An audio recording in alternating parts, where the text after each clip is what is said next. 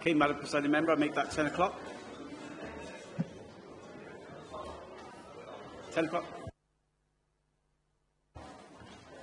Thank you, Chris.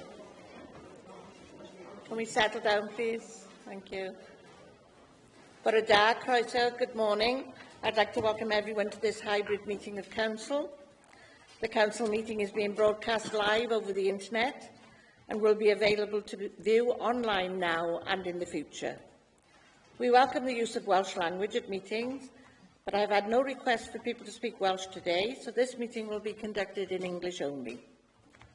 Members in the Chamber, please be aware that we're all on camera and you may be visible on screen when people around you are speaking. And please remember to speak clearly into your microphones. Members participating remotely, can you please refrain from using the chat function and instead use the raised hand icon to indicate when you wish to speak. Please remember to keep your microphone muted when you're not talking. And may I remind members that as per the statutory guidance made under Section 4 of the Local Government Wales Measure 2011 and our formally adopted hybrid meeting policy, any member attending the meeting remotely must be able to be seen and heard by members and officers who are attending the meeting, as well as by members of the public viewing the meeting.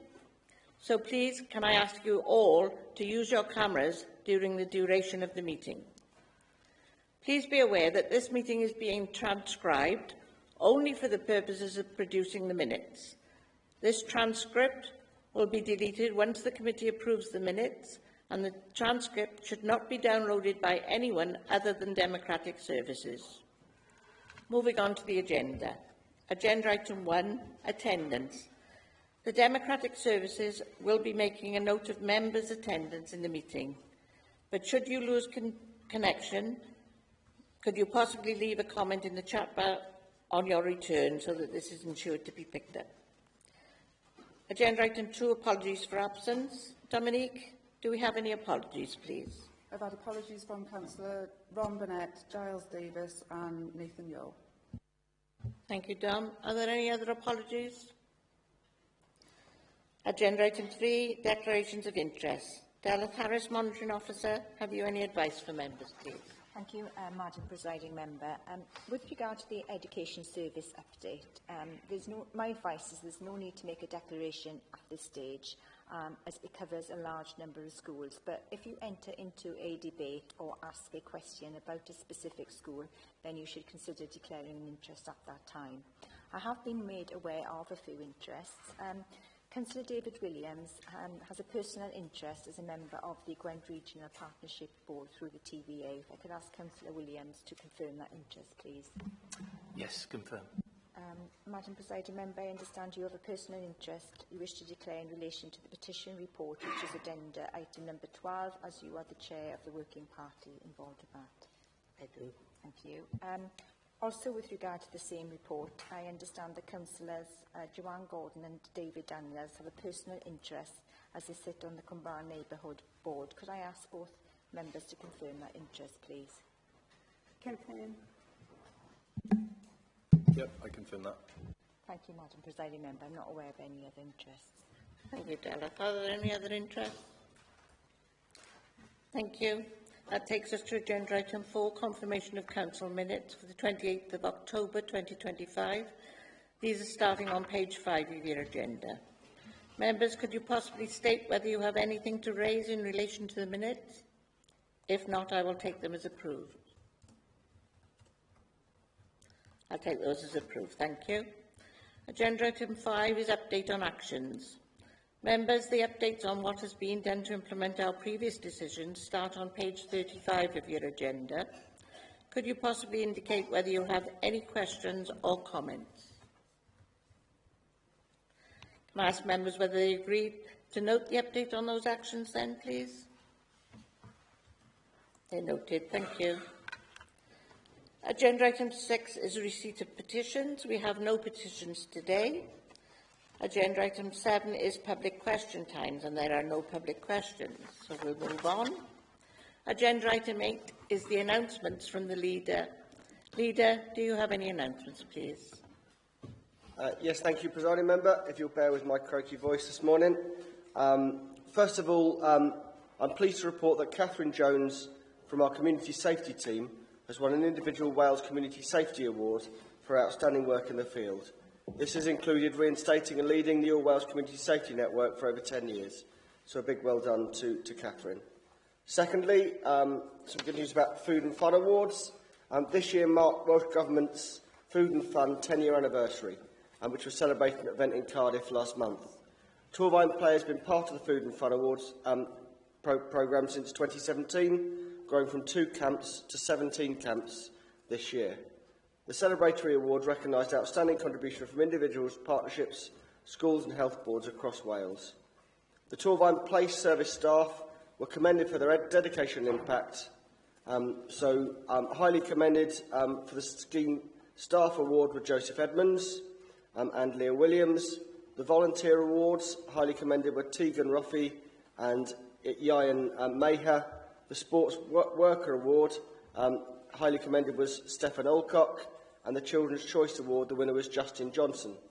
So well done to all of those. The Torvine Community and Volunteer Awards also celebrate individuals and organisations making a positive impact in Torvine. This year, the Torvine Play Service won the Heart of the Community Award, recognising volunteer teams and groups who support or significantly benefit their local economy, local community. And then, lastly, the Children and Young People Now Awards, which are held in London, and they're national awards that celebrate excellence in children's services across the UK. And it's great to see Torvine Play Service recognised by being the winners of the Play Award for delivering inclusive free play sessions, supporting wellbeing and development for all children, including tailored care for children with disabilities. And they also won the Youth Volunteering and Social Action Award for empowering young people to lead inclusive play opportunities, gain skills and complete accredited qualifications. Nearly 40% of the volunteers support activities year-round, including term-time sessions, holiday wellbeing camps and respite care, as well as, of course, the summer play schemes. It's great to see a small area like Torvine recognised twice at a UK Awards. That shows the unique and brilliant service that our play service gives. Thirdly, I'd like to present a civic award to Oliver Baggett, who I think is in the audience today, in recognition of his remarkable courage, quick thinking and selflessness on Bonfire Night 2025, where he helped his sister. So, if you'd like to come down and present this award.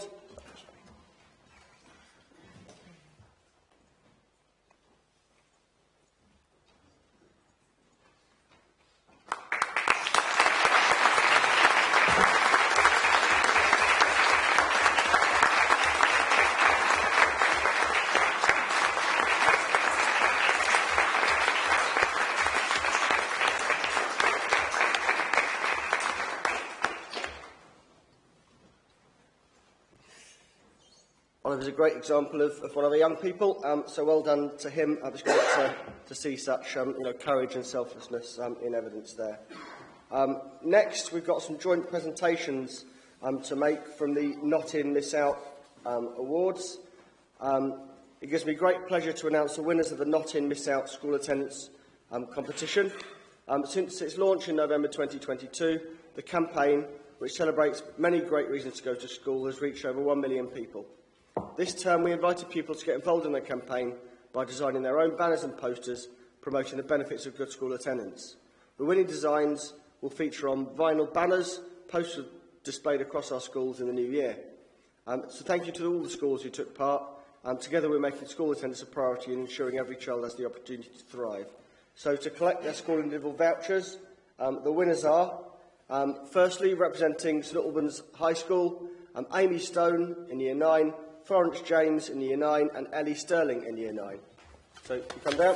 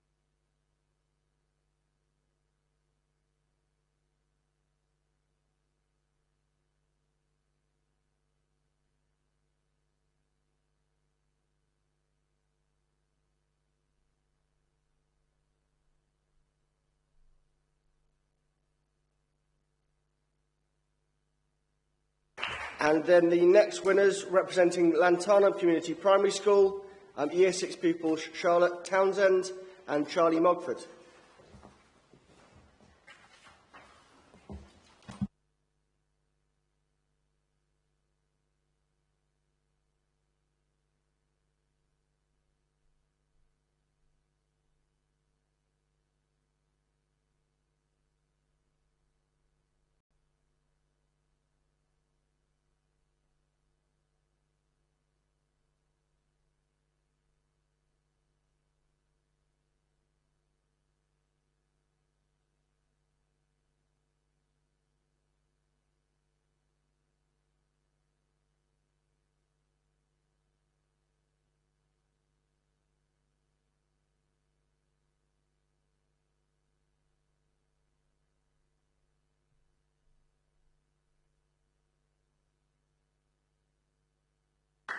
And the other winners, finally, are representing Coidiva Primary School, sisters Alexia O'Sullivan and Charlotte O'Sullivan.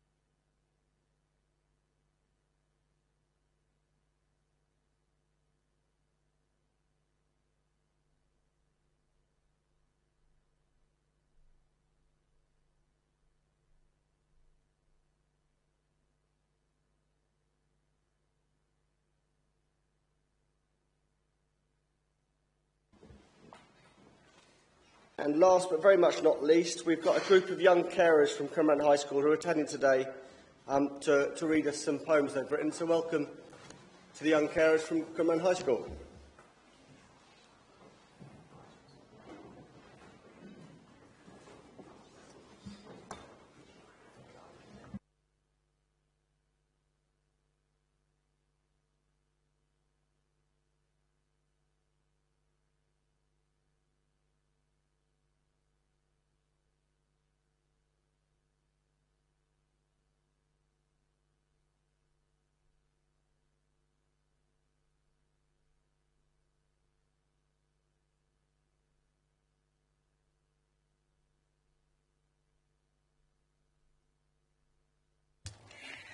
Good morning and thank you for inviting us today. The young carers had a poem all prepared, but actually they've put together a speech that they would like to actually show you the impact of being a young carer within our school. Thank you. Good morning, ladies and gentlemen, and thank you for inviting us to speak with you today. We represent the young carers at Cumberland High School, of which there are 42 of us have been identified.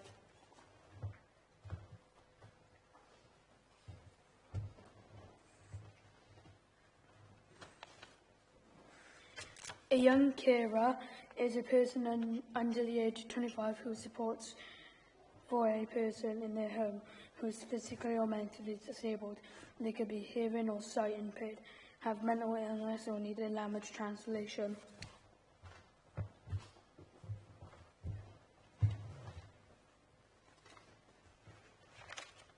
Young carers often do a wide variety of jobs, including cleaning, cooking, babying, shopping, babysitting, dog walking and giving emotional support. It can often mean that we miss out on key social events and activities that our friends take for granted.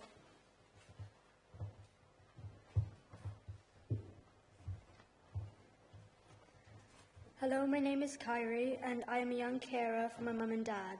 My mum has hypermobility and fibromyalgia and my dad also has fibro. They both also struggle with their mental health, but with the but my parents can't move without hurting. So me and my little sister have to do chores around the house, and I sometimes run errands to the shop if we need to. This makes me feel important, but also I can't go out, so it's difficult to make friends because some people don't know how I live. There's this one time where someone told me to just go with them and understand what I couldn't. Sometimes I feel a little bit left out of my friendship group.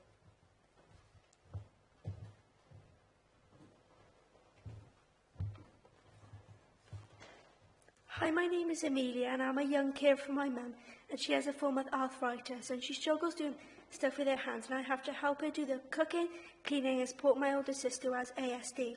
I also help my mum dispense her tablets. This makes me feel upset because I hate to see my mum in so much pain. Sometimes I miss out on key social events that my friends take for granted. I have to get myself up for school with my sister as my mum gets really stiff in the mornings and she struggles more with the pain.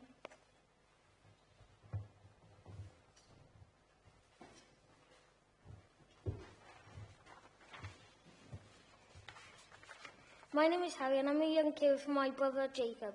He has scoliosis and autism. I have to look after him when he has many panic attacks and pain in his neck and chest.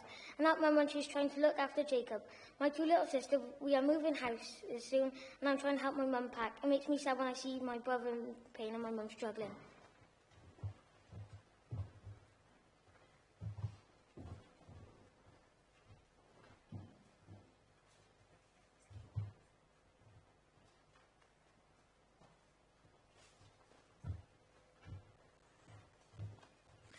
My name is Kane and my mum has cancer. When my mum has treatment, she gets really tired, so I have to help around the house by doing the washing, sometimes making myself food. I have to get myself up for school in the morning and check on mum before I leave. Mum's illness makes me sad and I wish I could do more to help her.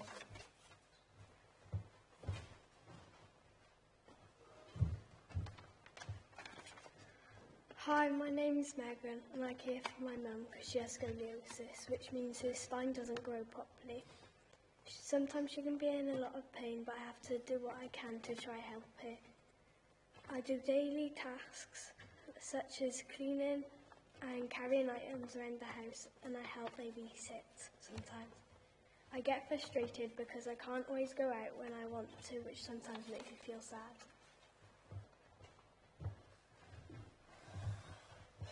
Hello, my name is Kai, and I care for my mum who has a condition which is caused by one side of her body is being the other.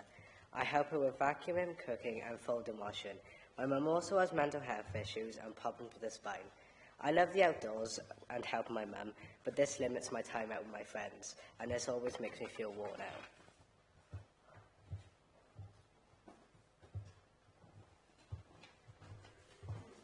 Hi, my name is Jess. I am a young carer for my mum and brother. I am a carer for my mum as my mum has anxiety and depression as well as back problems, and my younger brother is too young to care for himself. I care for my mum and brother by doing chores around the house like washing up, cleaning. I also help by bathing my brother and occasionally my mum. And occasionally help my mum in the bath and also helping them both dress. I often cook for everyone and do lots of other jobs. Being a young carer makes me feel proud and sad at the same time. I am proud to care for my family and to do a job others normally can't. I also feel sad because I'm constantly worrying about my brother and mum, and I also get overwhelmed easily after a hard day in school and then going home to my duties.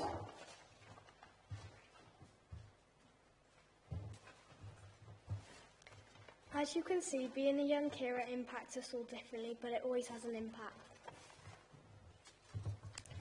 In Cwmbran High, we get lots of support by having weekly meetings at lunchtime and an after-school club where we play games and activities to get our duties off of our mind. This really helps because everyone in the group knows what it feels like to be a young carer. We always have someone to talk to and don't get late marks if our caring duties has held us up in the morning. We choose to have bookmarks to help teachers identify us, and we have brought you... What, we haven't? Okay.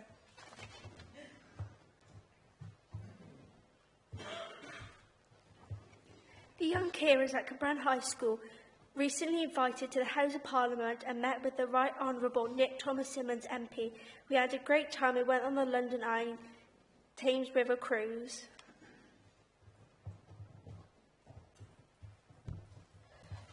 Young carers work hard, but don't receive any caring allowance or anything else, and feel that we should have more support.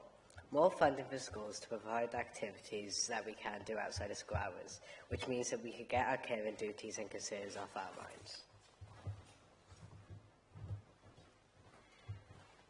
Thank you ever so much, everybody, for listening. My young carers are quite passionate about the fact that they need to bring this out into an open forum, that they need to show people that they are there, they are doing a job, and it's a job that costs money, but it doesn't cost money because they're doing it. So we are looking for as much support as we can possibly get. Thank you ever so much for listening, and have a great day.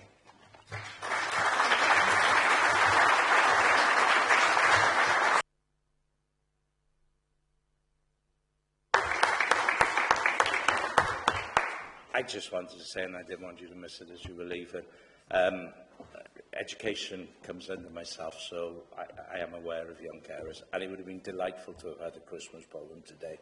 But what you guys just presented to us was so much more powerful and allows members to have an understanding of how it affects you individually. It's all very well in committees and in council and us to talk about young carers.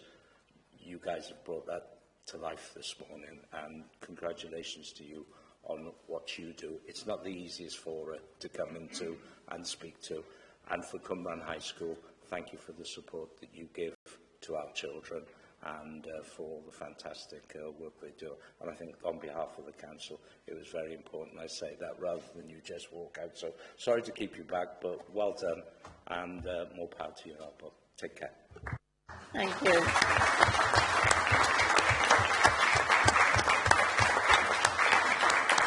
Can I thank Mrs. Kath Ayling, because she does a fantastic job down at Cumbrae High, so thank you, Kath. That came out of a scrutiny meeting where we were looking at visiting schools, and I thought it was so powerful that we needed to bring it to council, so thank you for listening. That takes us to the Chief Exec. Do you have any announcements, Chief Exec? Nothing to add, Madam Presiding Member. Thank you. Thank you. Agenda item 9, which is the County Plan 2022-27, the delivery plan for 25-26, Quarter 2 update, which is on page 37 of your agenda. Councillor Peter Jones, Executive Member, Corporate Governance and Resources. Could you introduce this report, please? Thank you, Madam Presiding Member, and good morning, members. The report is our mid-year update, providing an overview of progress against the County Plan for 2025-26. As you recall, the County Plan sets out our vision for improving wellbeing across Torfaen, underpinned by 9 priority wellbeing objectives. At the halfway point in the year, out of the 137 actions, measures and milestones that comprise our delivery plan, and these are the headlines, 77, 56.2% are on track or completed. 31, 22.6% are amber with recovery plans in place. 17, 12.4% are red, requiring significant attention. 11, 8% are not yet due to start, and 1 has been aborted. These figures demonstrate solid progress overall, whilst being transparent about areas needing further improvement, setting out clear explanations and future plans for those areas where we are not yet meeting expectations. I'd like to thank our officers for all their great work in delivering this plan. It's a large plan, and a huge amount of effort and work goes into delivering it. Performance highlights include strong delivery in a range of activities and projects across every directorate of the Council, from capital projects to the delivery of operational services, business support and services supporting young people in Torfaen. This update is part of our Council's commitment for greater openness and accountability, whilst demonstrating the progress the Council is making improving well-being for the residents of Torfaen. I invite members to note the progress and provide feedback that will assist the Council to shape its future priorities. I am joined by Cabinet colleagues and members of the Council's executive team who will be happy to take any questions. Thank you, Madam Presiding Member. Thank you, Councillor Jones. Any members wishing to comment or ask a question? Sorry. Yep. Councillor Gordon. Thank you, Presiding Member. I just wanted to note that the Springboard Innovation Centre in Objective 6, where we talk about making Torfaen a great place to do business, so really welcome that the data now shows occupancy at Springboard is now at 81%, which exceeds the pre-COVID levels of 72%. So the business model we're using is clearly having the desired impact, and that's following improved marketing, upskilling staff, improvements to the fabric of the building and creating 3 new labs. And also to say, last week we celebrated the 20th anniversary of Springboard with an event which brought the whole story of Springboard alive. We had speakers, some of whom were ex-tenants who had graduated out as their company had grown, and we had current tenants there early on their innovative business journey. So, you know, we've got those improved occupancy rates, and we now know that centre is a thriving innovation centre, so I'm really pleased that the enthusiasm and the dedication of the staff have brought that centre alive. Thank you. Thank you, Councillor Gordon. Councillor Williams. Thank you, Madam Presiding Member. I think, yeah, it's very positive to see the report. I did go through it in some detail, and I won't bore you with going through all the points, but I hope that it would be okay to submit some of those in writing to the appropriate officer to ask some questions rather than go through in detail here.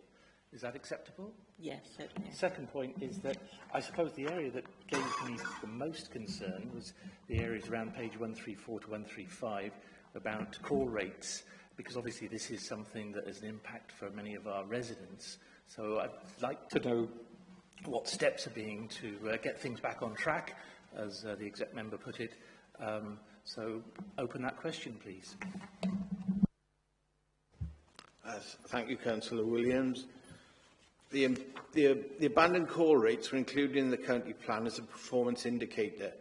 They relate to the number of people who hang up the call before the call has passed to a call handler. In 2024-25, a new system was introduced on phone lines to provide key pre-recorded information that would help address customer queries. This has led to an increase in the number of customers receiving the appropriate response and not needing to progress to a call handler. However, this will show up in the statistics as an abandoned call. As a result, abandoned calls will no longer be tracked as a measure from 2026-27. Satisfaction rates with customer care has improved during this period.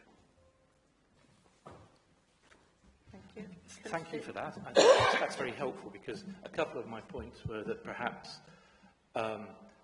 we failed to recognise good progress in some things that were stated as red. There are other examples. I won't go through them now, but I'll put those in writing. Thank you. Thank you, Councillor Williams. Councillor Drishna O'Connell. Yeah, thank you, Chair. Just wanted to follow up on Councillor Gordon's point there. Given the success of the Springboard in the south of the borough, is that something that we're looking to repeat in the north of the borough to increase capacity? Because I understand that Springboard is constantly full, allowing smaller businesses not to have that facility. Potentially is something we can consider. Obviously, investment funding is crucial, isn't it? We've also got Pontypool Indoor Market, which is an incubation centre. We're looking, we've done a feasibility centre to look at an engineering centre in the north of the borough. When I was at the anniversary event last week, one of the main, talking to the tenants following the speakers, the main message I was getting off them is that site works because it's so close to the motorway, and as we move up the borough, we're moving away from the motorway, aren't we? So one tenant, when he was speaking, he spent a long time talking about how he was looking in, I can't remember, Oxford, Bristol, everywhere, but he landed in Springboard because it's so close to the dual carriageways and then so close to the motorway. So lots to consider in there, but thank you for your question. I don't see any other questions or comments. Apologies, Madam Presiding Member. I've got Councillor Alan Slade online. Councillor Alan Slade. Thank you, Chair. My question refers to the educational attainment. It's paragraph 4.3. We will raise educational attainment. How are we managing to do that? given that learner outcomes are not collected for primary school children, and that Welsh Government doesn't publish any sort of exam results for secondary children. I just want to know how we monitoring that, how we measure that. Thank you. Andrew Pell. Good morning, members. I'm Andrew Powell, Director of Education. So it's correct that we don't have primary school data, but we do look at a range of other outcomes for primary. So we will look at attendance and exclusion rates for individual schools. Plus, we also do deep dives in association with the School Improvement Service. So we look at the quality of teaching and learning across a range of classes. And we do thematic reviews each term. So, for example, it could be looking at the quality of questioning, level of differentiation, how more vulnerable learners are supported. So it's much more of an individual school focus and an individual class focus. In terms of secondaries, we do have the secondary school GCSE outcomes. And again, we assess those on an individual school basis. We look at free school meal learner outcomes and the general population outcomes. And they're compared against similar schools. So there are a number of performance measures we use. There's a literacy measure, numeracy, science, and a measure called the CAP9. And the CAP9 looks at the best outcomes for 9 exams for each learner. So we do have a comparative for each school, and we compare them to see whether schools performed in line with their modelled outcomes. So that's whether they perform similarly to other schools with a similar context. So that's looking at the size of the school, the demographic of the learners, etc. That is available on the My Local School website. So the summer 25 publicly, probably in January. We're waiting for the latest release from Welsh Government. That also comes to scrutiny. So it's planned to come to scrutiny in February 2026, and it came in January this year. So if you do want to see that data, it is publicly available. And as I say, you can see the comparison of Torfaen schools compared to similar schools. Thank you. Councillor Slade, is that fine? Do you have any other comments, Yes. Councillor Slade? No, that's fine. Thank you. Thank you. Okay, I don't see any other comments. The recommendations start on page 41 of the report. Can I ask members whether they agree with the recommendations, please? Anyone against the recommendations? Any abstentions? That report is carried. Thank you very much. That takes us to agenda item 10, which is the Torfaen Education Service update on page 141 of your agenda. Andrew Powell, Director of Education, could you deliver this report for us, please? Okay, so good morning again. So this is a regular update that we've agreed to bring to Council. So the last one was in April. So since April, key points in it are that we've had 2 head teachers appointed to the National Cabinet Secretary Advisory Group. So that's Bethan Moore from Cranbridge School and Paul Keane from the Federation. That's a really great place to be in, that we've got 2 head teachers directly influencing Welsh Government policy. We've also completed the middle tier review work, which looks at how school improvement services are restructured. We now have the shared model across the 4 local authorities, so Blaen y Gwent, Torfaen, Monmouthshire and Newport, and Caerphilia purchasing professional learning support from the service. Education directors from all 4 authorities are now part of the board of the local authority school improvement service. In terms of Estyn outcomes, we've had some really positive inspections lately. Within the last week, Comfredor Primary has had an inspection published. That was yesterday. They've had spotlights of good practice in terms of anti-racist work within the school and about the curriculum development. And last week, Cross Caerliog School has their inspection report published, and they've been asked to submit a case study to Estyn on the culture that they've developed in the school. So that's great that actually they're highlighting really strong practice in schools. Abersochen is in significant improvement. Their post-inspection action plan was signed off by Estyn in October. We're closely working with the school to make sure that they make progress against the recommendations that were made. We had a school improvement conference this term, which was part of this new way of working across the 4 local authorities, and it was really positive to have schools from Torfaen sharing their strong practice across the whole region. So that included schools like Ysgol Panteg, Cwmbran High and Cross y Ceiliog. So again, I think that's a really strong place for us to be in. Outcomes in attendance and exclusions are improving, but they're still not where we want them to be. So currently, Torfaen is placed 6 out of the 22 local authorities in terms of attendance, but it's still quite considerably below pre-pandemic levels. And obviously, that's an issue that's worldwide. It's a focus for us. We're targeting both support and funding to schools, particularly secondary schools, to address that. Exclusions have dropped, but again, are higher than we'd want them to be. We've recently employed 2 advisors. One started in December, and another one will start in January, specifically to support schools with additional learning needs, plus also about those learners that are not settling into mainstream provision. The last section of the report is talking about the capital investment that's gone into schools. As you can see, there's been a considerable amount of investment. That includes community-focused schools work and additional learning needs investment. Again, we want to draw on all the skills in the community to make sure our pupils are best supported. So, thank you, Chair. Thank you, Andrew. Do I have any questions or comments, please? Councillor Williams. Thank you very much, Madam Presiding Member, and thank you, Andrew. I think this was a very good, very helpful report, very comprehensive and succinctly put, so I commend it. Couple of points I just wanted to make. One was, I should declare an interest as a governor at Pontypridd Primary School. Very welcome to see the capital investment into ALN there. Very much appreciated. And the final point I'd want to make, which is I think another positive for the education service, has been the support given to the Torfaen Association of School Governors. And I think this is an excellent forum that's well supported by the authority and is very supportive to governors, and I commend it to any other governors who are on the schools as a valuable resource and opportunity. Thank you, Councillor Williams. Councillor Clark. By not introducing this and letting Andrew do it, you had the officer version. He doesn't sell himself as much as he could because there's a greater plaudits that each due. Had I done it, I would have been championing this item, that item, and saying how good we're doing.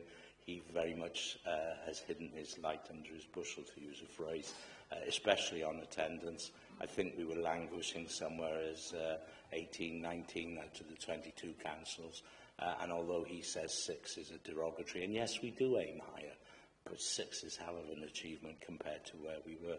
And indeed, from when I took over the education portfolio, the service has transformed beyond recognition. I'm happy to have played my little part in that, but by no means it's me. It is Andrew, his teams. Andy was in the back, but he's gone. Claire, I'm going to miss people out if I name them all. So, you know, my congratulations to them. They have transformed the service. For you, member engagement, I think, is stronger. We bring these reviews twice a year for you, so you're not wrong-footed. Half-termly, I send out the newsletter. I would like to say it's my newsletter, but it is done by other people to highlight what's done in children, families and education for you to be aware of. And I hope you realise that my door's always open if you've got issues, and a number of you do bring those issues to myself. Scrutiny is flourishing, as it says in the report. I can never speak for Rose, and I wouldn't even dare to. She can speak for herself. But I think the new environment for scrutiny is a lot easier because they actually have things they can scrutinise and focus on, and there is more of an open book. Part of the pleasure in this job, and I'm doing it second round now, is going around the schools and seeing the relationship that we've got with our schools. I was in one yesterday who said, I've never known an executive member come to visit the school, and this is your third visit. And they tell you as it is, and as happy as they are with some things, they do bring up other issues. But to get that feedback, I think, is important. So I recommend the report to you members. We're not resting on our laurels. Andrew is not that in nature, and the team behind him is not that in nature. We will continue to strive. I know, and even the Chief Executive is not happy with number 6, because he tells me quite regularly when our service improves. So we will quite endeavour to improve, and we will always keep you as part of that journey. Thank you. Thank you, Councillor Clark. I'm going to take the Chair's prerogative now, because we visited Crossicilog yesterday and looked at their wellbeing hub and the Elenco, the way they care for their additional learning needs, and it was a fantastic visit. It really enlightening. One thing that came out of it is sharing best practice. So, can I ask you, as the Director, how we plan to share best practice within other schools? We've got various forums. So one aspect, for example, is the regional conference. So, like I said, there were 3 schools that shared their practice regionally. We also have a head teacher strategy group. So that's every secondary school and every one primary school for every cluster. We meet every half term. So we'll problem solve and actually share practice with those groups, and they will inform the education improvement plan that we have set each year. There are also forums like the ALNCO forum, and within that, every term, there will be a sharing of good practice. And, for example, schools will moderate each other's individual learning plans. Similarly for attendance. So there's various informal sharing options available. Where schools have got particularly good practice, we commission them to be a school-to-school support. So that's part of the local authority school improvement service. So those schools receive funding to formally share and work alongside other schools. So that is general teaching and learning, plus also inclusion aspects. So, for example, Blaenavon, Pennegarn, they're funded to share some of their work about supporting vulnerable learners. There are other schools that are funded, they may teach Welsh, for example, or maths or English particularly well. So they will support other schools across the region. So there's a mixture. Leader, you want to say? Thank you. Yeah, thank you. I just wanted to come in and mention one particular aspect of this debate.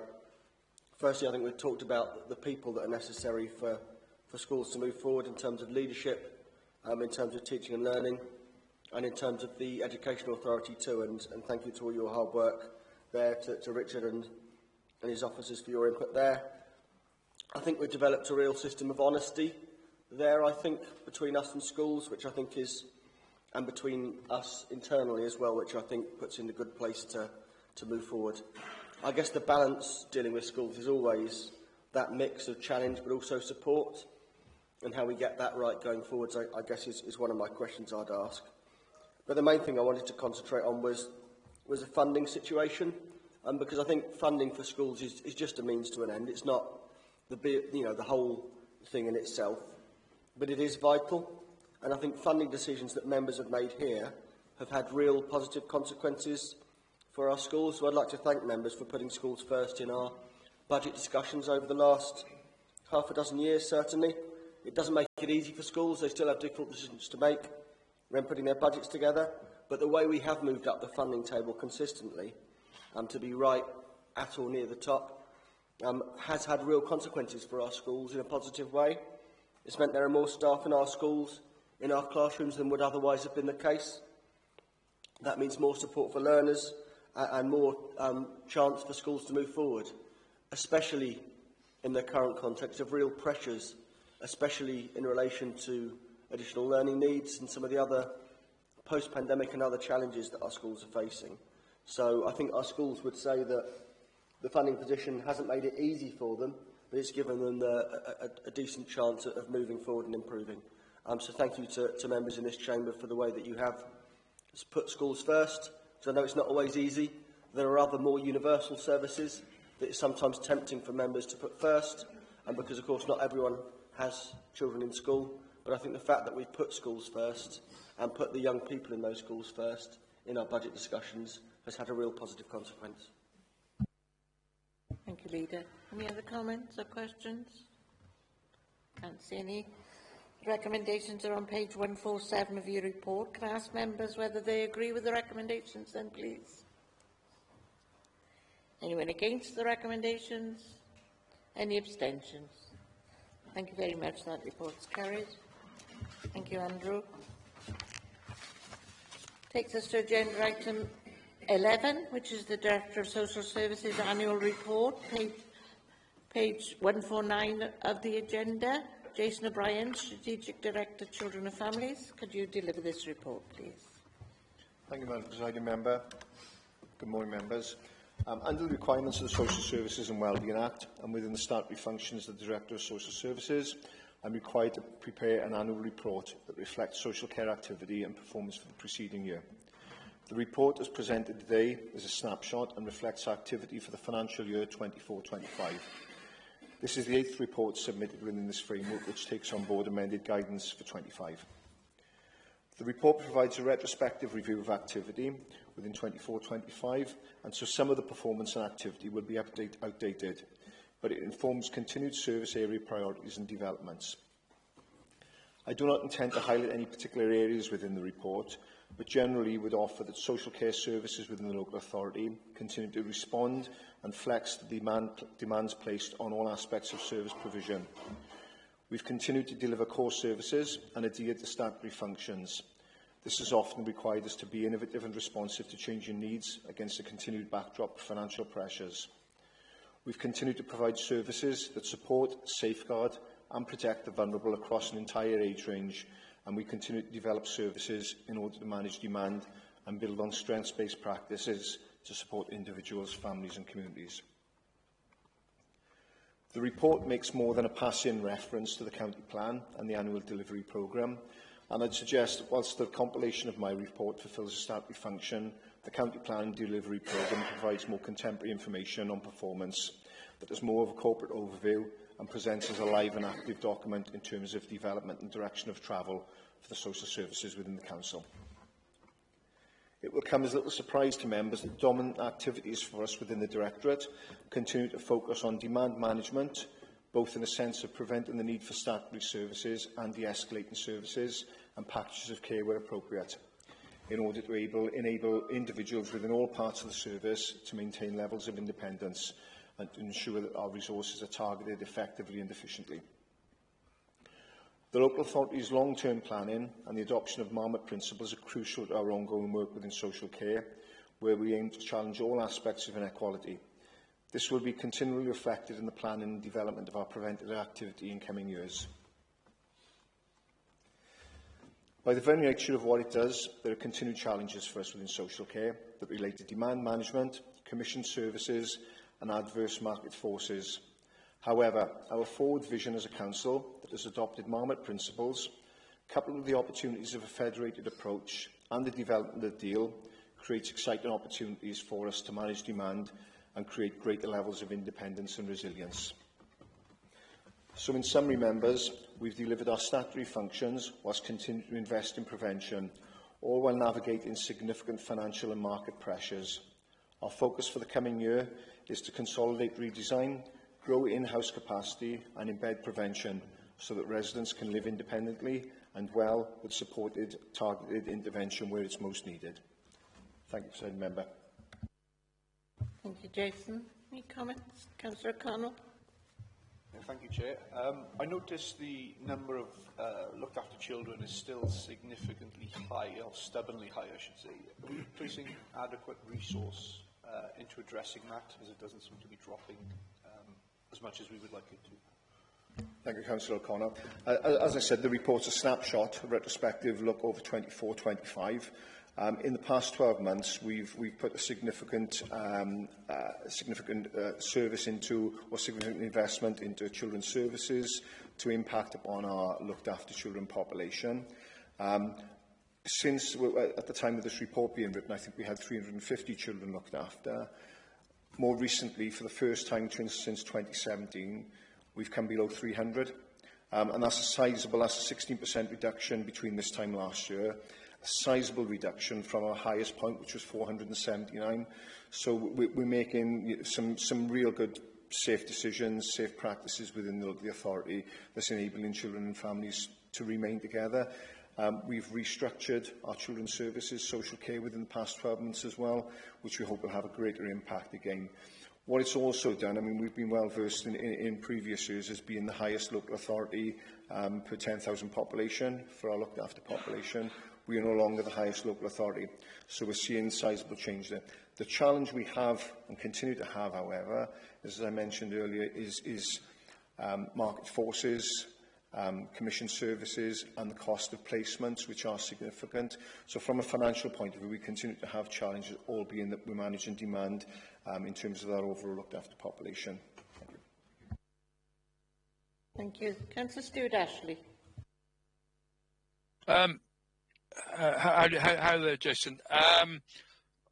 Yesterday we went through a housing seminar, and one of the problems with that was the appropriate housing for singles, and I suspect I'm wondering what your observations were, how you were going to innovate for people that need care in the community. I've noted yesterday people obviously that are in have needs that should be in accommodation that can help them, which you obviously have innovated in, and also elderly people that need to come out of care hospital. So I'd be interested to know what developments. You've obviously got some pretty good projects at the moment. I can never remember the name of the place in Thornall. Bear with me, but that's a good example. And Pearl House. Could you illuminate me on that, please? Dave Congreve. Hi, Councillor Ashley. Yeah, absolutely. In terms of the housing options that are available for people who are leaving the care system. So as members will be aware, we have a range of housing options to try and support people who are leaving hospital to be able to receive the care that they need in their own home. So our primary focus and our main driver is how do we support people through that reablement journey to be able to maintain their health and their well-being within their own home. We're also, over the coming year, going to be looking at the wider intermediate care offer. Members will be aware that we redesigned the reablement service in the last year, and as part of that now we're looking at that wider intermediate care offer as well. So there are a range of housing options. I think, Councillor Ashley, you were referring to T. Glassadolum. Thank you, I could never say it. Which is part of that mix, but it's certainly not the only property. We have a range of options within across the borough. And how did that? The problem that came out yesterday was obviously look at the numbers. We always have more need than we have provision. So I mean, obviously, people staying in their homes, care and pair type help. But that did strike me yesterday when looking at, and obviously between housing and social services is where the innovation obviously going to happen.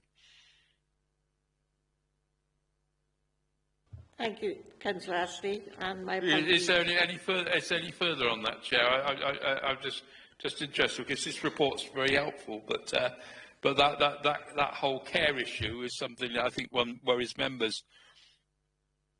Dave? Yeah, thanks, Councillor Ashley. The demand at the minute is balanced. It's not outstripping the supply that's available, and we'll continue to innovate in terms of new products that meet that demand as they come through. There's been significant investment from members in terms of DFG, so disabled facilities grants, and other activity that enable people to remain within their own home. So, although we're looking at that intermediate care market, it's not an area that this report highlights as being an area of significant concern in relation to that demand. Thank you, Dave. Thank you, Dave. And apologies, it was a blast from the past. Councillor Dave Williams. Thank you very much, Madam Presiding Member.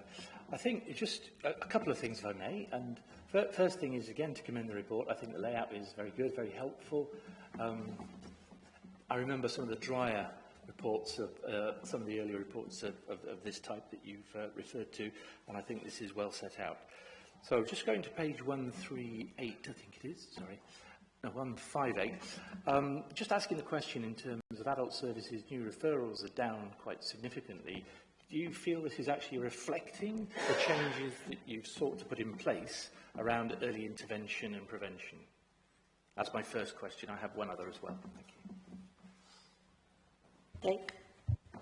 Yes, thanks, Councillor Williams. I do. I think it's early days yet for the system, but certainly we're seeing some positive signs in terms of that, the numbers that we're able to support right at that front door part of the system, and in fact even earlier than that front door part of the system through the early intervention and prevention approaches that we put in place.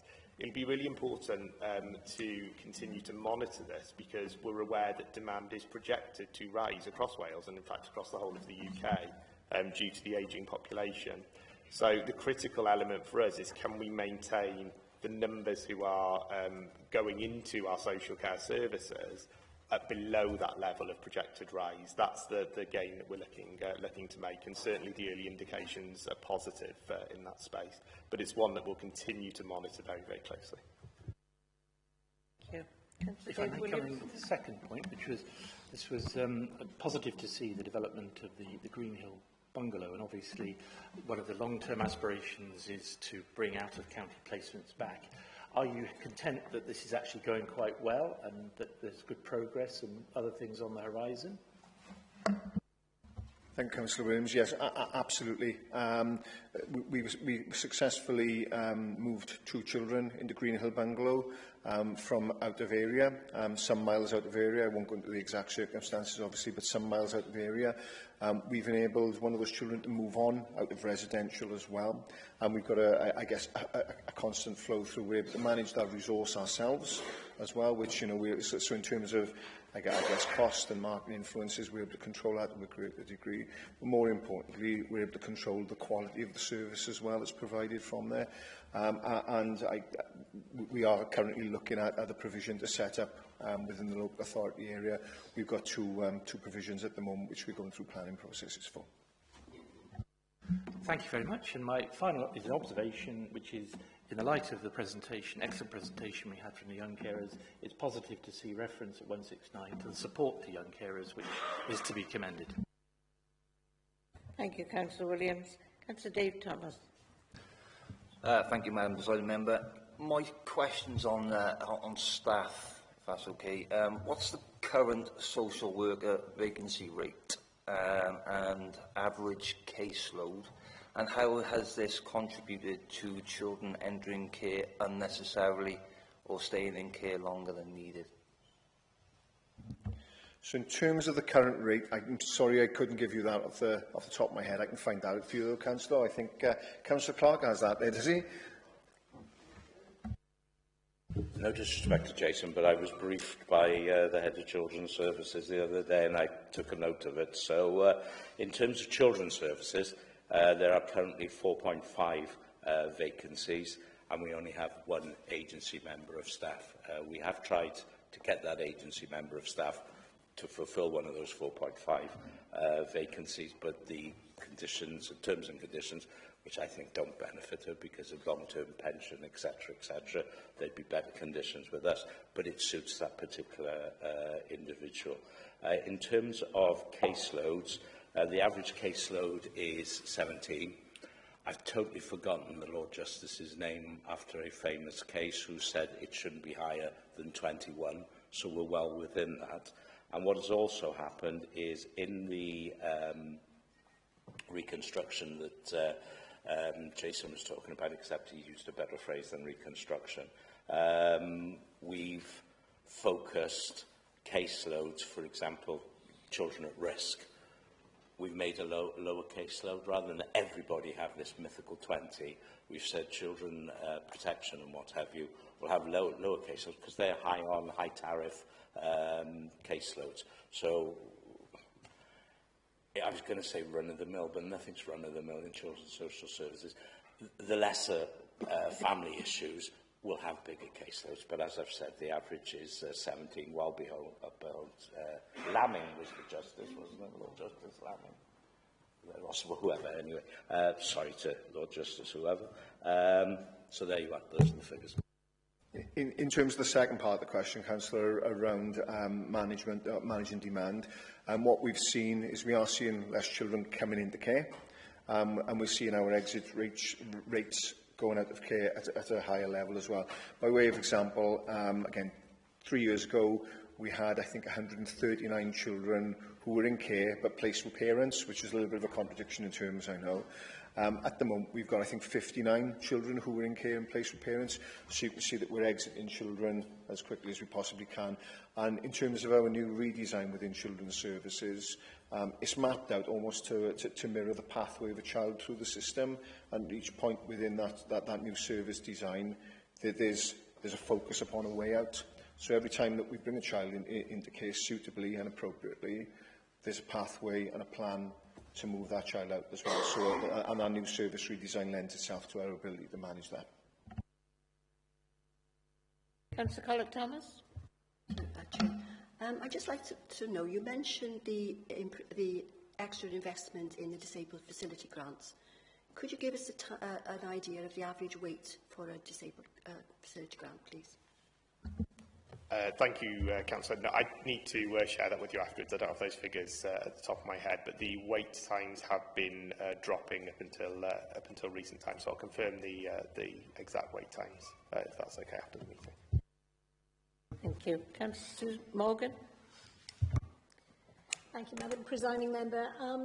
We had such a moving presentation from Young Carers today, didn't we? I just wanted to duly reflect the contribution that unpaid carers make generally in dealing with adult social care in particular and supporting so many of our vulnerable residents across Torfaen, and the role that they play is enormous and deserves recognition.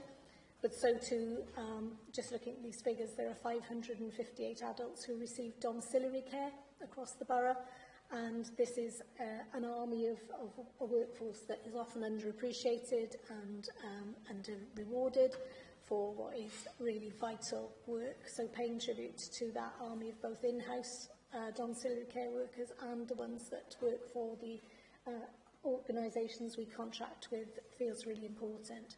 And I'd just like to say on record that I really welcome the upward pressure that the increase in the minimum wage is putting on those lower paid but very vital roles and lifting people who do such enormously important work out of poverty. But I do appreciate that it creates a pressure within the council budget to manage that. So well deserved those increases are. I'd just like to ask how we're coping with the impacts. Thank you. Thank you, Councillor Morgan. Thank you. I don't see any other further comments, so we'll take you to the recommendations, which are on page 152 of the report. Members, do you agree with the recommendations? Are there any members against the recommendations? Are there any members abstaining? That report is carried. Thank you very much. Takes us to agenda item 12, which is the petition report for the request to support the redevelopment of Fairwater Square into a safe, accessible and vibrant community hub. The report is on page 177. Greg MacDonald, Interim Head of Economy and Place, could you deliver this report, please? And welcome to your first council. Thank you, Chair. Just to right, yeah. The report seeks to update the council on the submission of a petition by the Fairwater Square Regeneration campaign, and it's requesting that the council and other stakeholders and our partners support a redevelopment of the Fairwater Square. Just a bit of context, the UK government has awarded £20 million to the area as part of its Pride in Place initiative, and that will start as of next April. The Fairwater Square, just as a bit of context again, it consists of 20 shops and 11 residential units over, and a range of other uses in the area, including the vets and surgery.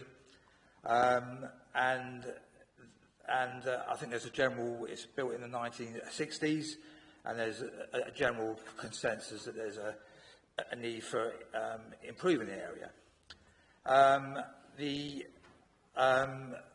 Looking at the particular interests in the site, a freehold of the site is owned by the council, and the housing association have a long lease with an interest in the residential elements.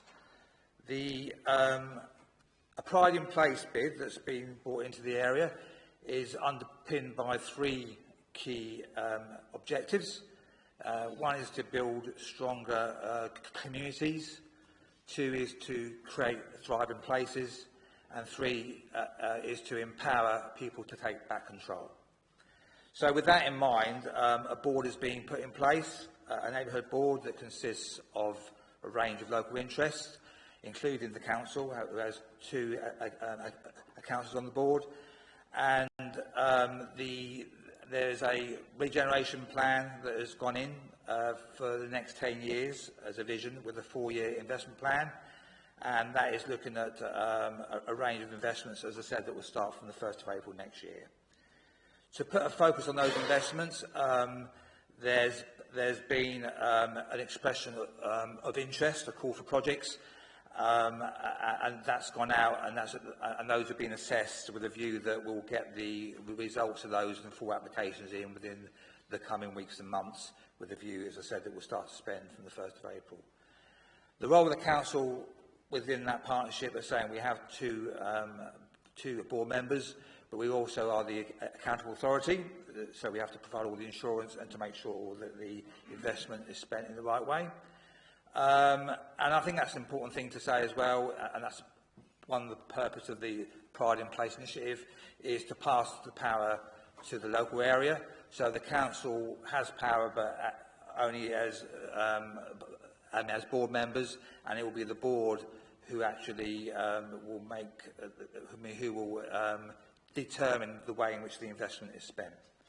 So within the context of this report, a bid that's gone in to do some work around to understand what the issues are in the area and what the opportunities are.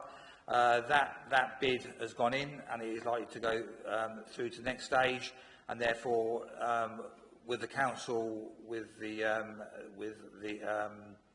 Housing Association, will work in partnership with others to bring that forward. And it's just important to say that it's not the council in itself that is driving that, it's the board, and obviously the board is new, and we're working with the board just to ensure that it's working in an effective way. So I think that's the main bit. I'm saying is anticipated that a full application will go in the coming weeks and months, and that we'll be in a position to do that first phase report to understand what the needs and options are for the site. And then that will move us towards a position of knowing what the implications are in terms of the scheme and the funds required. I think it's important just to highlight the risks in that context. There's a reputational risk, because obviously we're part of the partnership and we need to make sure that our partnership works. As a partner within that, I think the indication that as of over the first a few meetings of that is a strong partnership, and that we're looking to work in the same direction in terms of ambition and the focus for investment. There is the other risk of the funding need. So we obviously the first phase of the work is to look at the issues and the options and what could be done, but then there will need to be a further bid or other investment sought to actually bring any scheme forward. But again, there's lots of work that will be done around that to understand that and to reduce that risk. So that's an overview. I'll take any questions. Thank you. Are there any questions? Yes, Jo? Thank you, Presiding Member. I wanted to thank Councillor Seaborn, actually, because Councillor Seaborn gave me a tour of Fairwater Shops some time ago and introduced me to every local business operating there. So every business owner or shop manager I met all gave me the same list of issues when I was there, and that is that the square is an outdated design which makes it particularly difficult to maintain. It doesn't attract any new or passing footfall, and of course managing unsociable behaviours is particularly difficult and frustrating given the enclosed design. So a redesign could make much better use of that space to create an accessible and a safe, thriving neighbourhood shopping centre with residential units. The petition is well supported by elected members. We know community councillors are very supportive, and the community as well. And I welcome the street steering group's work to identify local potential funding to take that first step towards the feasibility study. Thank you. Councillor Gordon. Councillor Williams. Thank you, Madam Presiding Member. Again, I should declare an interest as one of the two appointed members on the Bronavon board from this council, but just again to sort of say that Bronavon are also committed to taking this forward in a constructive way. So I think it's an important partnership that should be fully supported by this council. Any other comments? Further comments? Councillor Ashley. Yeah, as a member of Cumbrian Community Council, we were supportive of this, but I also would like to make the point as the council's sustainability champion. It's a good example of what was an award-winning thing in the 1960s, but obviously has not progressed, and it's an example of what happens if you don't ask people what they would like to see. I think. The rest of the new town, I think, is weathered. This one hasn't particularly weathered. And I was looking at the contextual thing in terms of sustainability, well-being for future generations. The criteria that we have in terms of environment, both built and nature, social environment, business environment, it's a good example of where if you took those considerations, the Marmot principles and all the things that we look at now and put those into practice, you probably wouldn't have had this problem. Building sustainable communities is a very valuable approach, and I totally support this redevelopment. It looks like an exciting project. Thank you, Councillor Ashley. If I may take a moment, we have also involved, as chair of the Working Party, I'd like to declare that interest, but we've also involved the young people and the youth, and Cumbrian High School is part of that community, and they gave a fantastic presentation actually designing a new project, and they are heavily involved. We have the youth service involved in the designing, so we're having the young person's voice included. We also have the police involved with their Design Out Crime team as well, so it's a real good partnership going forward. So thank you. Comments? Thank you. The recommendations start on page 180 of the report. Can I ask members whether they agree with these recommendations, please? Anyone against? Any abstentions? Thank you. That report is carried. Agenda item 13, which is the Torfaen Council's annual equality report 2024-25. And this starts on page 181 of the agenda. Stephen Honeywell, Equalities Partnership and Policy Officer. Could you deliver this report, please? Madam Presiding Member, can I come in first, please? Apologies, Peter. I did have your name down. Councillor Peter Jones. Thank you, Madam Presiding Member. I introduce today the first annual report on Torfaen Council's Strategic Equality Plan for 2024 to 2028. The annual report covers activities that took place between the 1st of April 2024 and the 31st of March 2025, relating specifically to the Strategic Equality Plan's objectives and actions. The statutory duty is for the report to be published by the 31st of March 2026. It has been collated by the Equalities Partnership and Policy Officer, who has several actions, but it documents activities conducted by many officers across the organisation, demonstrating our Council's culture of tackling inequality. Members will note that this report focuses on year one of a four-year plan and may recall from the development phase and sightings on the action plan that activities were not all expected to be completed in the first year. Action owners are clear about the need to include Year 2 activities marked as not yet due in their service plans for 2026-2027. I hope you will share my view that the report demonstrates the Council's commitment to our public sector equality duties, to being robust in monitoring our performance and to working with our communities to make Torfaen a safe and fair place for all. I am very proud of the work we do to promote equality, and long may it continue. With your permission, Madam Presiding Member, I will now hand over to Stephen Honeywell, whom I thank for his sterling work on this. Stephen will provide a more detailed overview of the annual report before we seek Council agreement to the recommendations to approve and formally publish this report. Thank you. Thank you, Councillor Jones. Steve. Bovadar, good morning. Yes, thank you, Councillor Jones, for those kind words, and thank you, Presiding Member, for the opportunity to address Council today. For some time now, we've seen online discourse seeking to disparage work around equality, diversity and inclusion, so I'm particularly appreciative of this opportunity to highlight a few of the real-life impacts of this work here in Torfaen, outcomes that result from delivery of an evidence-based strategic equality plan. Pages 182 to 184 of the reports pack highlight progress that has been made with the main action plan activities conducted in Year 1.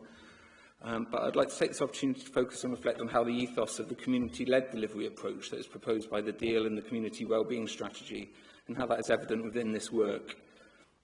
Many of the activities are being informed by and delivered with our communities for the benefits of all in our communities. Firstly, Torfaen Access Forum continued to steer our discussion and action on accessibility and provided input on access audits, regeneration projects and consultations. Their willingness to attend site visits and give advice based on lived experiences continues to result in positive outputs. This year, those outputs included things like more accessible seating areas along the canal towpath, positioned in the right locations, the removal of footpath gates causing a barrier to wheelchair users, and publication of a comprehensive visitor access guide on the Llantarnam Grange Arts Centre website, which provides a good practice example of how to supply information. We also saw the completion of significant improvements to the access routes to Cwmbran Stadium that I believe were first highlighted by the group. The Cabinet Secretary for Social Justice, Trefnydd, and Chief Whip attended the forum in January and stated it was the model that she would like to see across Wales. And as well as their localised work, the group have advocated for disabled people in both Welsh and UK government policy making. Engagement with our 50+ forums also contributed to very tangible local changes too, notably the application of yellow lines opposite the entrance to Widdershins, which have made it more accessible to both drivers and users of Age Connect's transport service. We're seeing a new bus stop in Blaenavon, additional exercise sessions for older people, and members making their own plans for a new social activity group in Blaenavon. Our Age Friendly Communities Officer worked extensively with the Armed Forces community to develop a thriving Veterans Hub, which is going from strength to strength. It is building stronger peer support networks for those from military backgrounds, and we are seeing this lead to strong intentions for community projects. Looking more at our internal processes, I am pleased to highlight that we have implemented several of the performance monitoring activities that our new equality plan introduced. We are seeing improving workforce data, a better understanding of the provision of interpretation services, and a growing e-learning platform. The number of formal complaints involving an Equality Act or Public Sector Equality Duty compliance element remained in single figures, and only one complaint was upheld. I'd like to thank the Corporate Complaints team for their positive attitude to the process change that we've introduced, and for facilitating discussions with teams to clarify and resolve residents' concerns, and effectively de-escalate risks of legal challenge and reputation damage. The responsibility for tackling inequality remains as broad as the organisation's responsibilities, and the public sector equality duty applies to all of us. This report solely relates to the specific action plan for designated officers for the specific year, and overall reflects a strong commitment to progress on these issues. The recommendation today is for Council to approve the annual equality report so that it can be published bilingually ahead of the statutory deadline of 31st of March. Thank you again, Councillor Jones and Madam Presiding Member. Thank you, Stephen. Any questions or comments? Leader? Yeah, I guess my question is for more detail on some of those hubs. That seems like a good example of the principles of the Torfaen deal in in action there, with us helping to bring people together to then, to help each other going forwards. The Dementia Hub you mentioned, the Veterans Hub, and also the Youth Alliance. Thank you, Leader. I don't see any further comments. The recommendations start on page 184 of the report. Sorry. Oh, apologies. Councillor. I'll be Peter Jones. I mean, just to comment really that the ongoing work with Torvan Access Forum is so my interest there is I helped co-found it.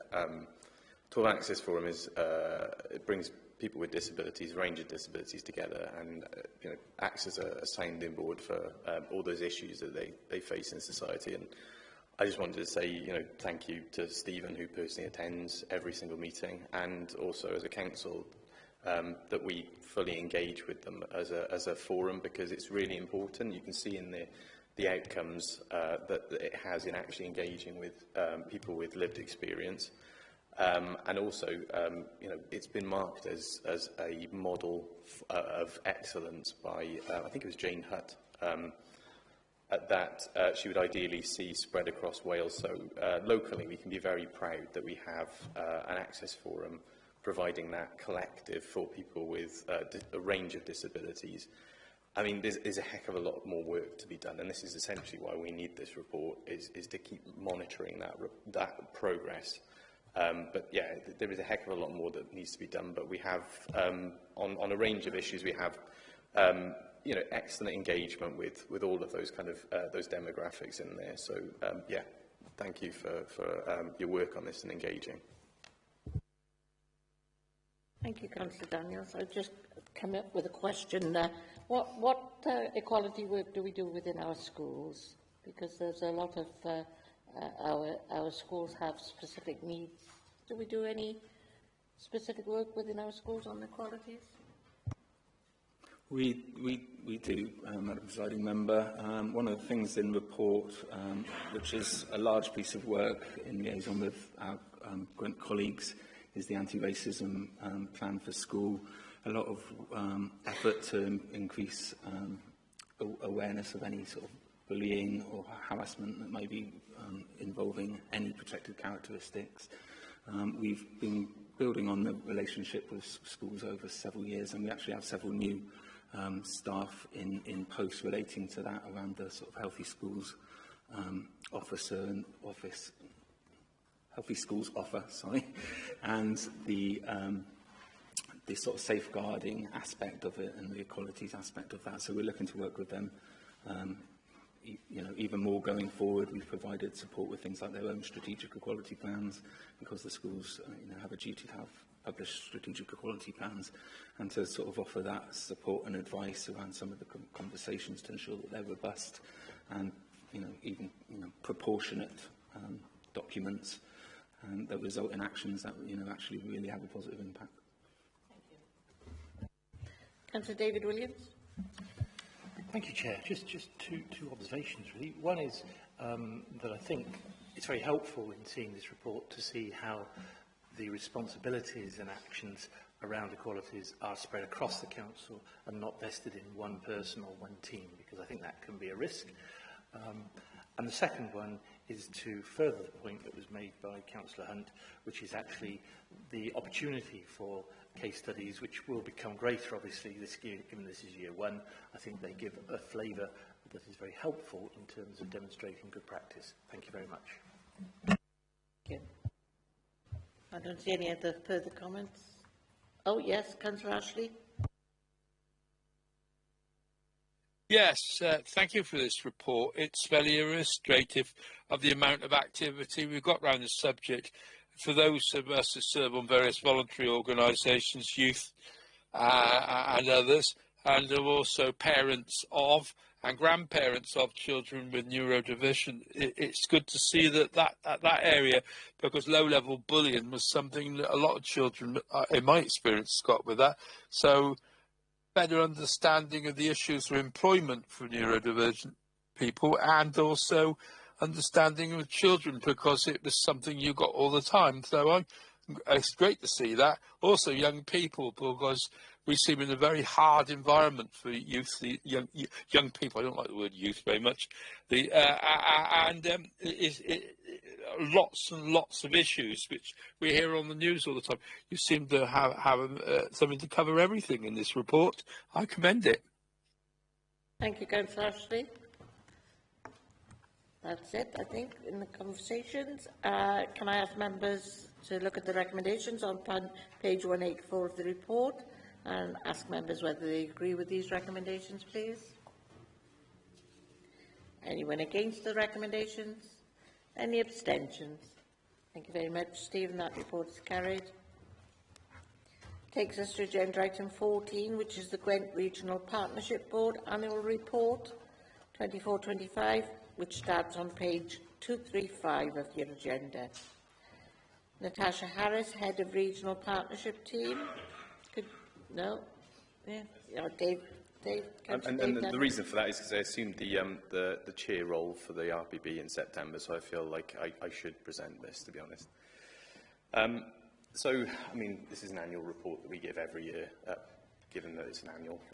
And so you should know really what the RPB is, but I'll go into a little basic date, you know, respective of the fact that Councillor Keat wasn't present last year. So the Gwent Regional Partnership is one of 7 regional partnership boards in Wales set up under the Social Services and Wellbeing Act to drive integration of health and social care services and improve the wellbeing of the population. The board is a collaboration between local authorities, health, third sector, providers, citizens and carers, and the remit of the work is to integrate health and social care services via strategic planning across priority groups set by Welsh Government. There are several statutory duties we must take. Oh, crikey, sorry, this is all, my notes is all jumbled. Bear with me. It's intersected with my member's question later, so forgive me.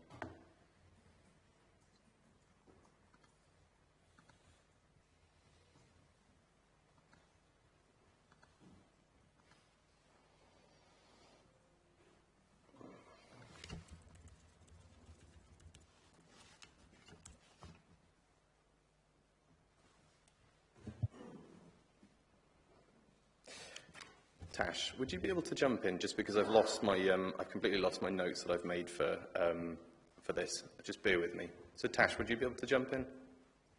Yes, of course, Councillor Daniels. No problem at all. So if I just give you a bit of the background, if that's okay. So the Gwent Regional Partnership Board is one of 7 regional partnership boards across Wales, and it was set up under the Social Services and Wellbeing Wales Act to drive integration of health and social care services and improve the wellbeing of the population. So the board is a collaboration between local authorities, health, third sector providers, citizens and carers, and the remit of work is to integrate health and social care services via strategic planning across priority groups that are set by Welsh Government. So there are several statutory duties we must take forward as an RPB, such as producing a population needs assessment for the region. This assessment assesses the care and support needs of the population of Gwent, and this is done through data collection from various reliable sources and engagement with people in the communities. The area plan is then developed on the back of the population needs assessment, and this sets out the actions we need to take forward to deliver on the population needs assessment. And we work closely with our Gwent Public Service Board colleagues to align the wellbeing plan for Gwent. So the annual report you've got in front of you today, this highlights the progress made against the area plan, and it's been developed on a regional footprint, and it highlights programmes of work that are being taken forward across Torfaen, Blaenau Gwent, Caerphilly, Newport and Monmouthshire.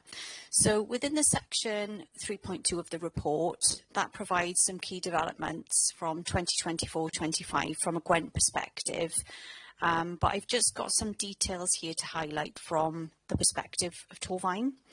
So this won't be in the report, but just to let you know, the Gwent Career College Consortium work continues to support the health and social care workforce, and it is an innovative partnership approach to supporting recruitment, development and qualifications across health and social care workers. So we continue to develop more work placement opportunities for further education learners within Gwent local authorities, and this includes Torfaen. Also, as part of that work, we've got an integrated work programme that helps to develop and deliver an integrated health and social care career pathway, because we all know we've got recruitment and retention issues. So that programme has been working across Gwent schools. And in 24-25, Cwmbran High School, one of those 10 secondary schools involved in that work. This inspired over 500 learners across Gwent, and its success and innovative approach was recognised and nominated for an Outstanding Achievement Award at the 2025 Careers Wales Awards. There's also a lot of work going on within the hospital discharge space. So the Improving System Flow workstream has strengthened hospital discharge processes across all Gwent localities, reducing delays and improving patient outcomes, and we'll continue with that work as a region to build on the work done as part of the 50-day challenge last year, and we're working very closely with Welsh Government to share progress on this and learning, not just in Gwent but across the whole of Wales. There's also work going on across the carer support hubs, and they've been set up in each of the 5 main hospital sites across Gwent to help provide information, assistance and advice for carers. This model involves a partnership approach with health and 3 third sector organisations. That includes Adferiad, Age Connects Torfaen and Hospice of the Valleys. Finally, 5 dementia hubs were set up across Gwent as a pilot last year. In each area, they're based across different community sites. And this was done on feedback both nationally and locally that people affected by dementia felt they needed somewhere to turn for one-to-one support, but also to access reliable and accessible information, advice and assistance. So Torfaen's hub is based at Cwmbran Library, and it's grown from strength to strength, and it was based originally in the main site of the library space. It's now based on the ground floor of the library, and Torfaen's Dementia Hub is one of the busiest in the region, and we've had overwhelming feedback, positive feedback from citizens and professionals alike. So this work has grown since the pilot last year, which was taken forward by the Regional Partnership Board, and that work has now been taken over by the Alzheimer's Society. So the committee is asked today to consider the joint regional commitments within the area plan and to review the Regional Partnership Board annual report for 2024-25, the progress made against the objectives, and provide any feedback or comments. Thank you, Natasha. Any comments, questions on the report? Dave Williams. Thank you, Madam Presiding Member. Just again, I did declare an interest at the start of this meeting, but it would be to highlight the fact that I think that partnership approaches have certainly developed with the life of the Regional Partnership Board, and I think there's been some helpful references Natasha has made to work with third sector organisations who I think increasingly recognise as an important partner in working with statutory agencies, health and the local authority in delivering. So I would commend the report as a good and thorough summary of the work of the last year. Thank you. Leader, did you want to say? Yeah, I just wanted to come in and thank Natasha for that report, and thank Councillor Daniels as well for his hard work. With him taking over the chair of the RPB and me currently taking over the chair of the PSB for Gwent, I think there's a real opportunity to move forward on some of these regional working issues. We recently met with health colleagues to talk about that, how the two can work better together, how the two organisations can work closer where that makes sense, what objectives we share, and also that greater understanding of two actors on the stage and who does what exactly. Obviously, the RPB has a role in the intersection of health, public health, social care and preventative services, but the PSB deals in the wider public wellbeing sphere too. So how can those two groups make the most impact? Because one thing I'm key about with these regional partnerships is that we don't just get together, talk at each other for a few hours, and then go home and carry on doing things the same way. Because there's a lot of people with quite a lot of power in public services across Gwent in those two bodies. So we need to ask ourselves the so what question each time we meet. How do we drive forward things so that they make a real impact on people's lives and on the services that people receive? I think I'd like to recommend to members especially some of the case studies that are put in throughout the report, which I think bring home that question, really, about how public services, how we as public service organisations can better meet people's needs on their terms as they are, because that's the real key question for me. How do we make sure we mould the services that they work for the people who need them, rather than trying to expect people to mould around the services that we provide?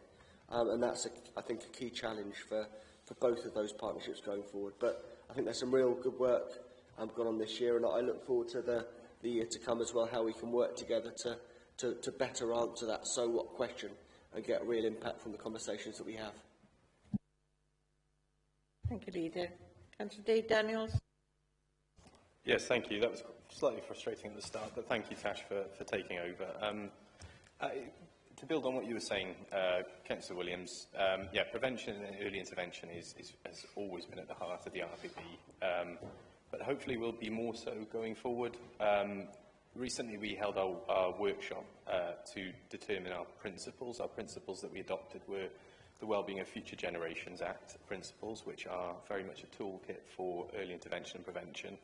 And hopefully that will provide a foundation for us to build on when it comes to priorities. We recently held our priority setting workshop as well, which we've yet to ratify, but I'm hoping that that leads to greater accountability on the services that we provide, because I think this is something we could do better, and I think that we could build around that early intervention and prevention principle a lot better too.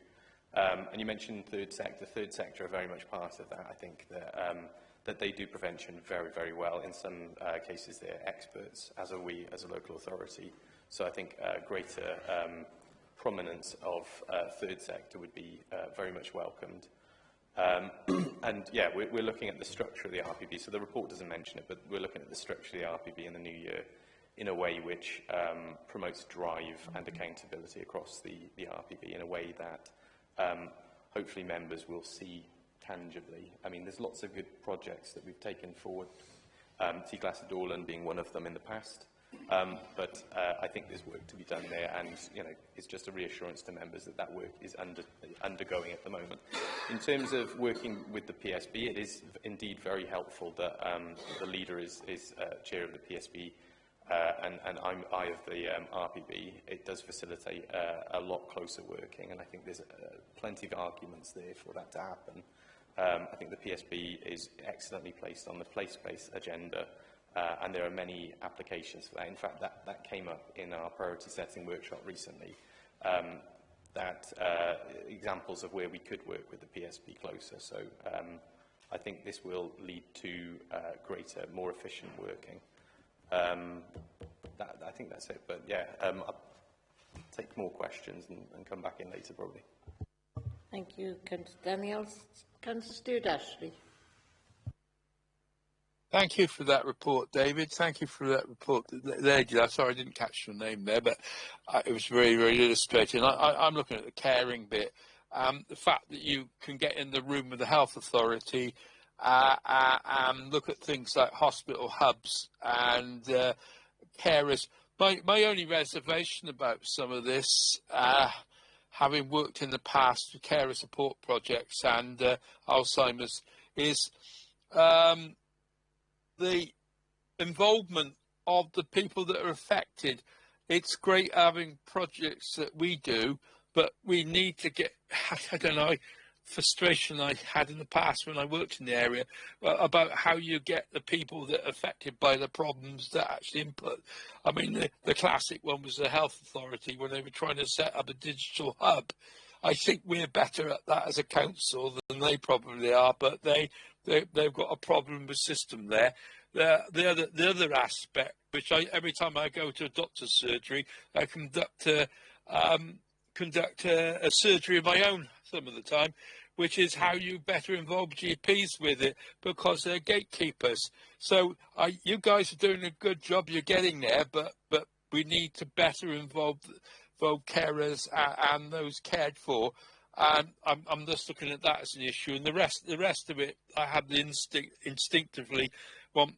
People don't want information, and they want services, and they want ability to go through it, because they're getting done to, not advised about. I've always felt that, and certainly as a member, when you're going to knock on somebody's door, they want to know what's there, what support they can get, and how that helps them as a person every time, and there's an individual there, or maybe an individual carer. No, but thank you for this. It's integrating things, and I do agree putting the PSB in the game as well. And stuff that Dave Leach is doing in the community. We need to be using those community facilities a heck of a lot more.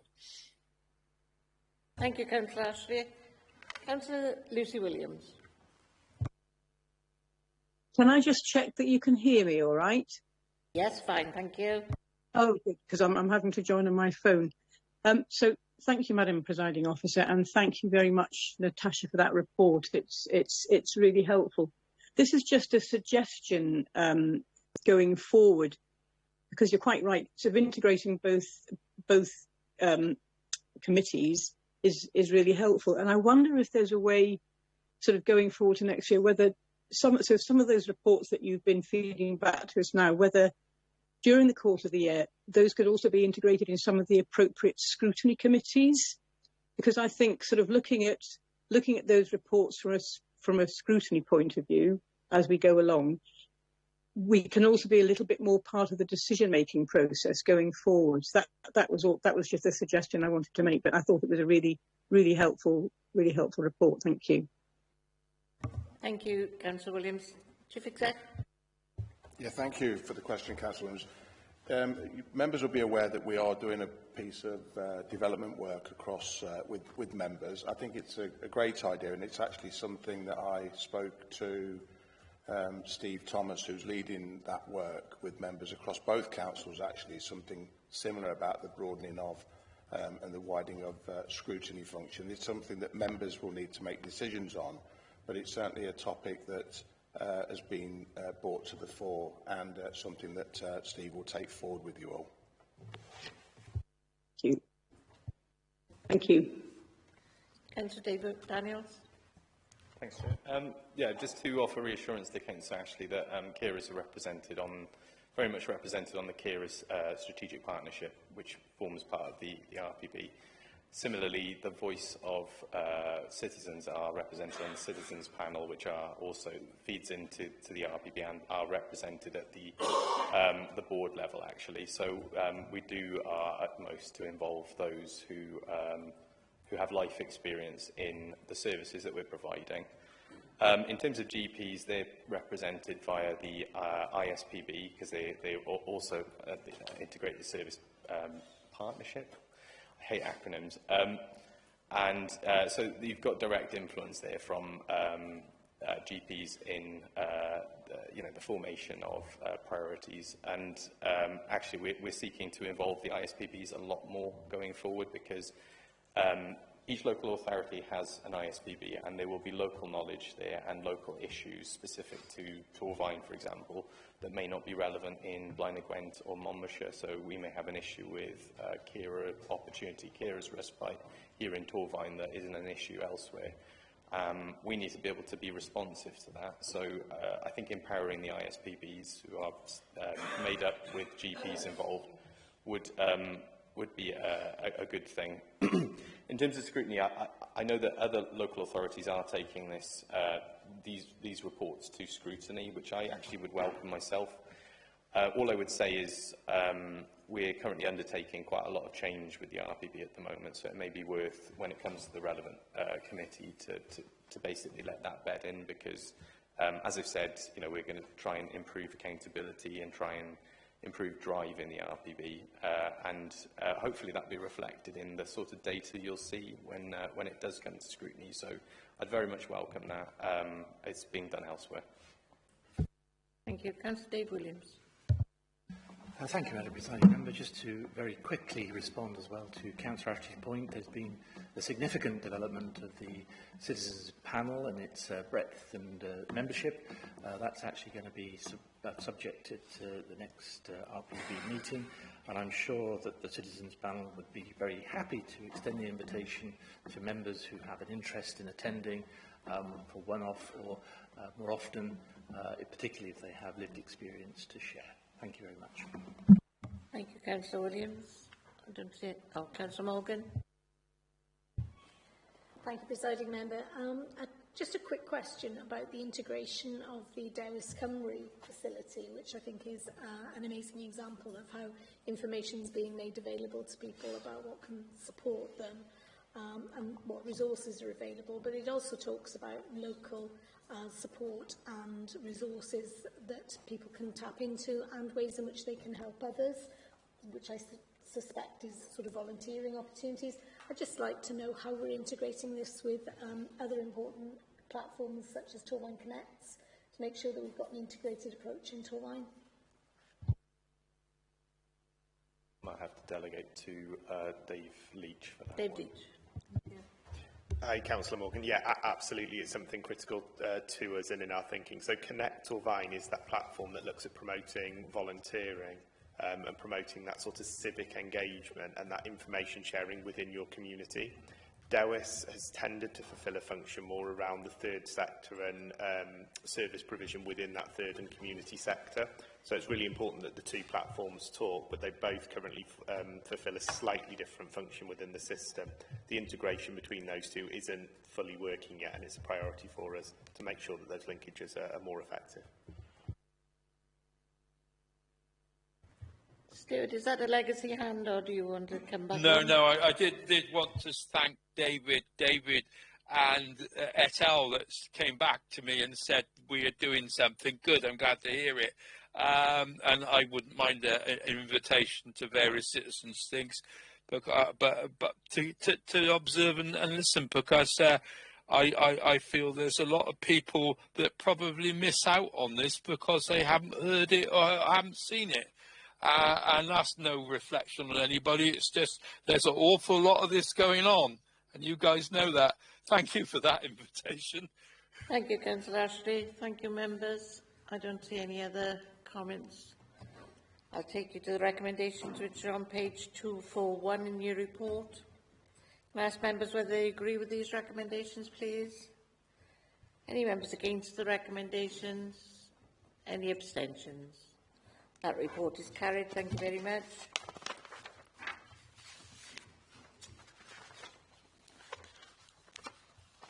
Agenda item 15, which is the motion on notice, and Councillor Steve Evans is speaking to. There is an amendment. I think members had it emailed out yesterday, and there's further copies over on the shelf there.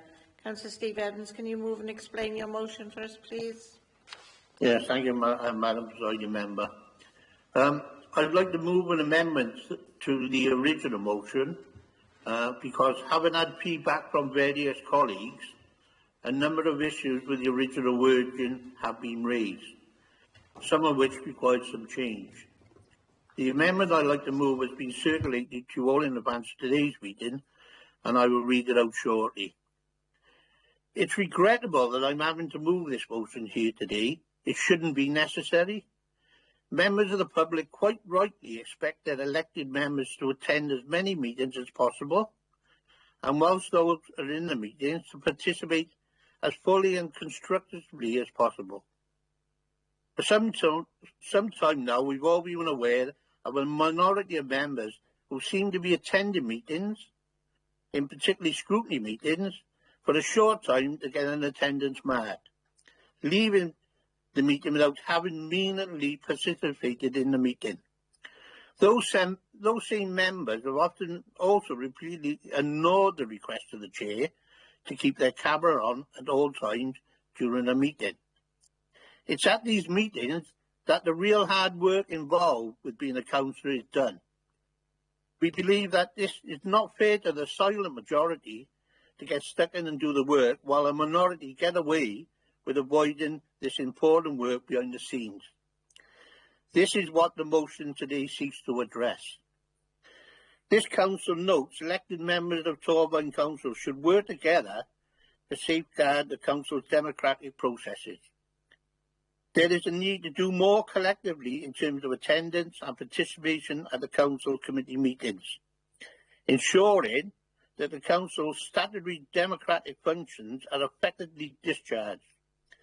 Statutory guidance made under Section 4 of the Local Government Wales Measure 2011 requires that any member attending a meeting remotely must be able to be seen and heard by the members and officers who attended the meeting, as well as by members of the public viewing the meeting.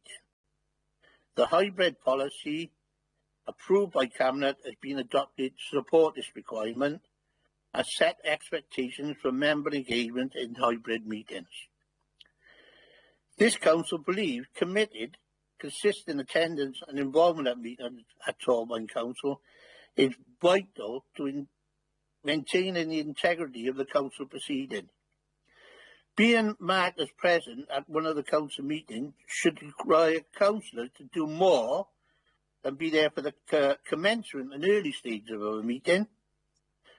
You know, we should expect from each other, as our residents will no doubt expect from us, that when we attend a meeting of the Council, we do so with the intention of putting forward our views and those of the people we represent.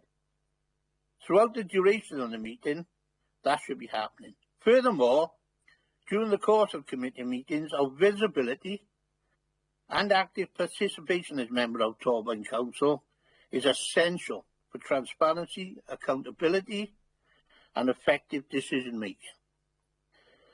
And this is what I'm recommending to update the hybrid meeting policy. Item 1 is state that any member who is not present for a substantial part of a meeting without providing prior exceptional reasoning may be issued a warning at the discretion of the chair. Any member who is repeatedly not present for a substantial part of meetings and who has not provided reasoning for doing so may be referred to the Democratic Services for inclusion in the annual attendance report to Ethics and Standards at the discretion of the chair. Item 2, specifically in the case of scrutiny meetings, should a member not be present and participatory for a substantial portion of the meeting, then that member will be marked as absent at the discretion of the chair. Number 3, unless exceptional circumstances have been agreed with the chair prior to the meeting, cameras should remain switched on throughout. If a member needs to turn their camera off for a covered break or another urgent reason, they must inform the chair via the chat function stating the reason. The member should switch their camera back on as soon as they return and confirm their return in the chat. Any member in contravention of these requirements will be issued a warning by the chair. Item 4, a full record of attendance will be documented in the meeting minutes, including the times members enter and leave committee meetings.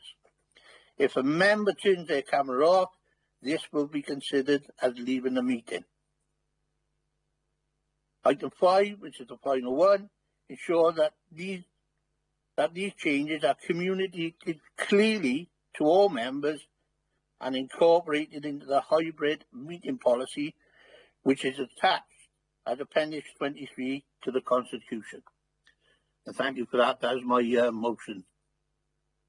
Thank you, Councillor Evans. Do we have a seconder for that? Do we have a seconder for the motion? Thank you, Councillor Dave Daniels. Can I ask members whether they wish to debate this? Thank you. Councillor Connell.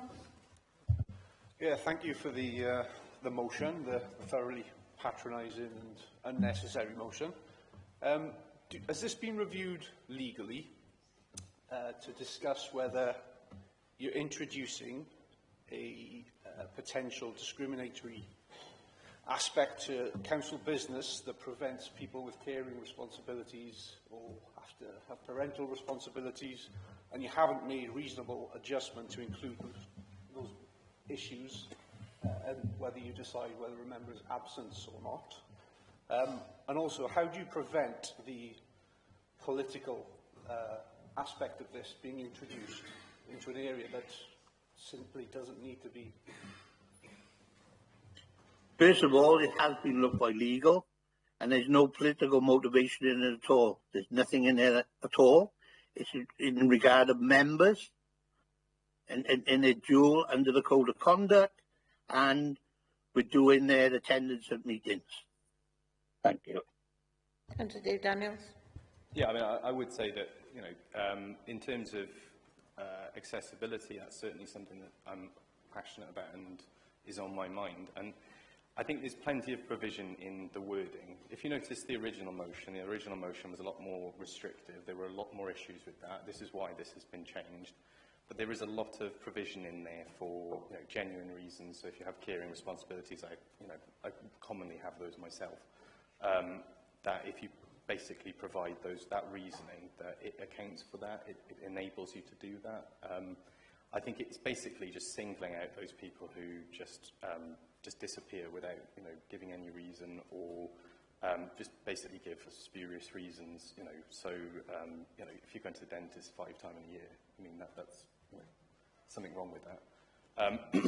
But yeah, so there is provision in there for the accessibility element of what you're talking about. But as I understand, you know, we have a specific issue with scrutiny where, you know, members are leaving within about 25 minutes and leaving the rest of the scrutiny committee to do the hard work and just disappearing. And I think that's just not fair. So it's less a party political issue, more of a fairness issue, because this has been the case for many, many years. Since I came on the council in 2012, it's always been the case, even before the hybrid function, that there are some members who pull their weight more than others on scrutiny, because scrutiny is where the hard work happens. Scrutiny is where the hard work happens, but people don't necessarily see. So it's a new, you know, relatively new thing having these cameras up here. Before we had the cameras, it was just silently done. But it is hard work, and I think, you know, this has been noticed by, you know, members from across the divides, that there are members, a minority of members, who are, you know, not pulling their weight, essentially. So, in answer to your original question, we have checked that. We've been diligent in checking that via legal, and yeah, this is essentially the motivation for this today. Councillor Mark Jones.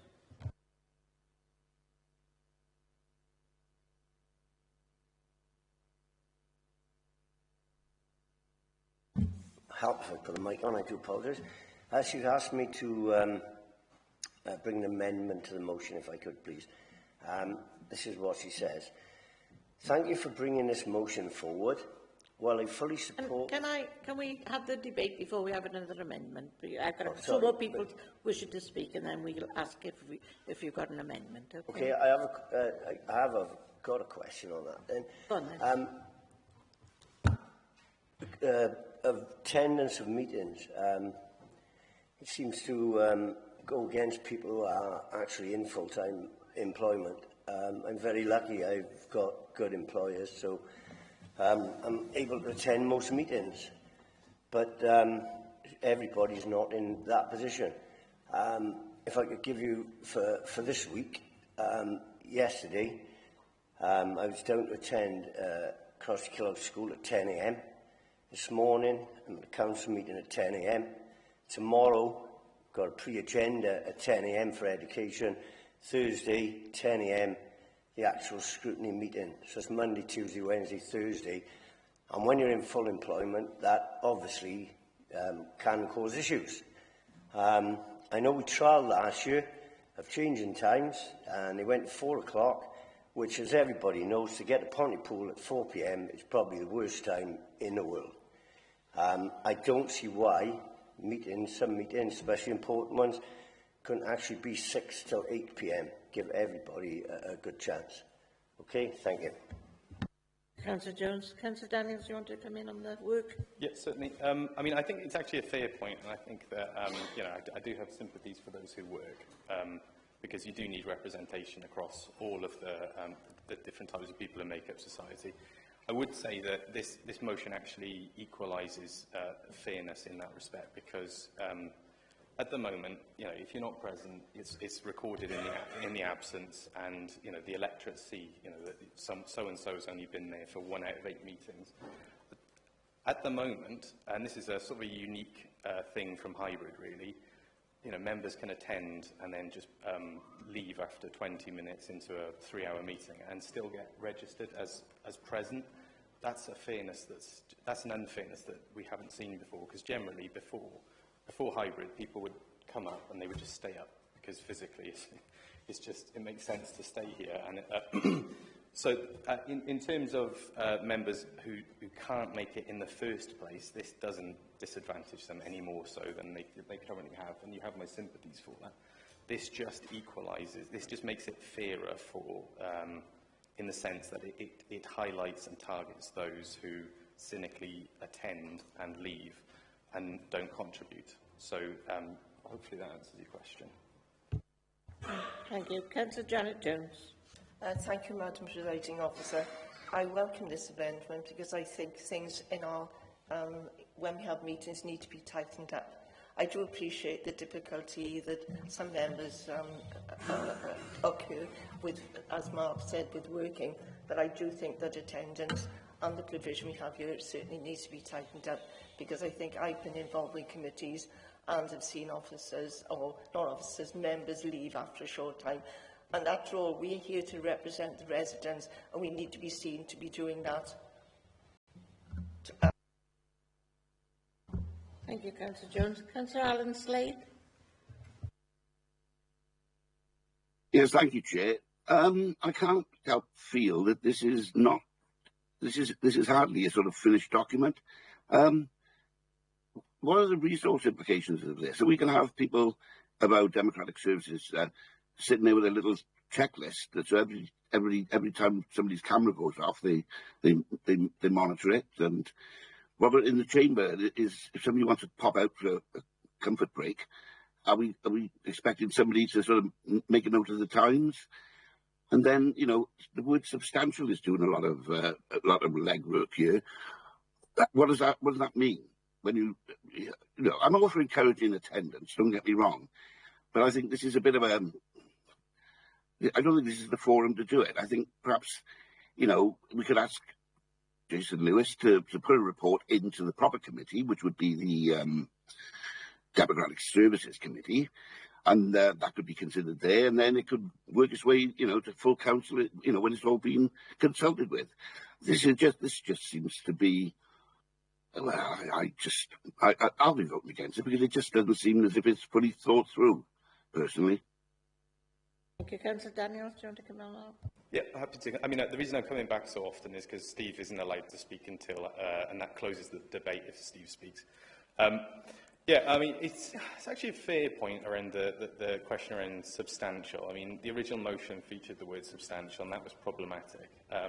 I guess the other side of that is that if you attach a time, either in hours or in percentage, you know, what do you say? Do you say it's acceptable to attend 50% of a meeting? And what message is that giving out to members of the public? You only need to attend 50% of your job.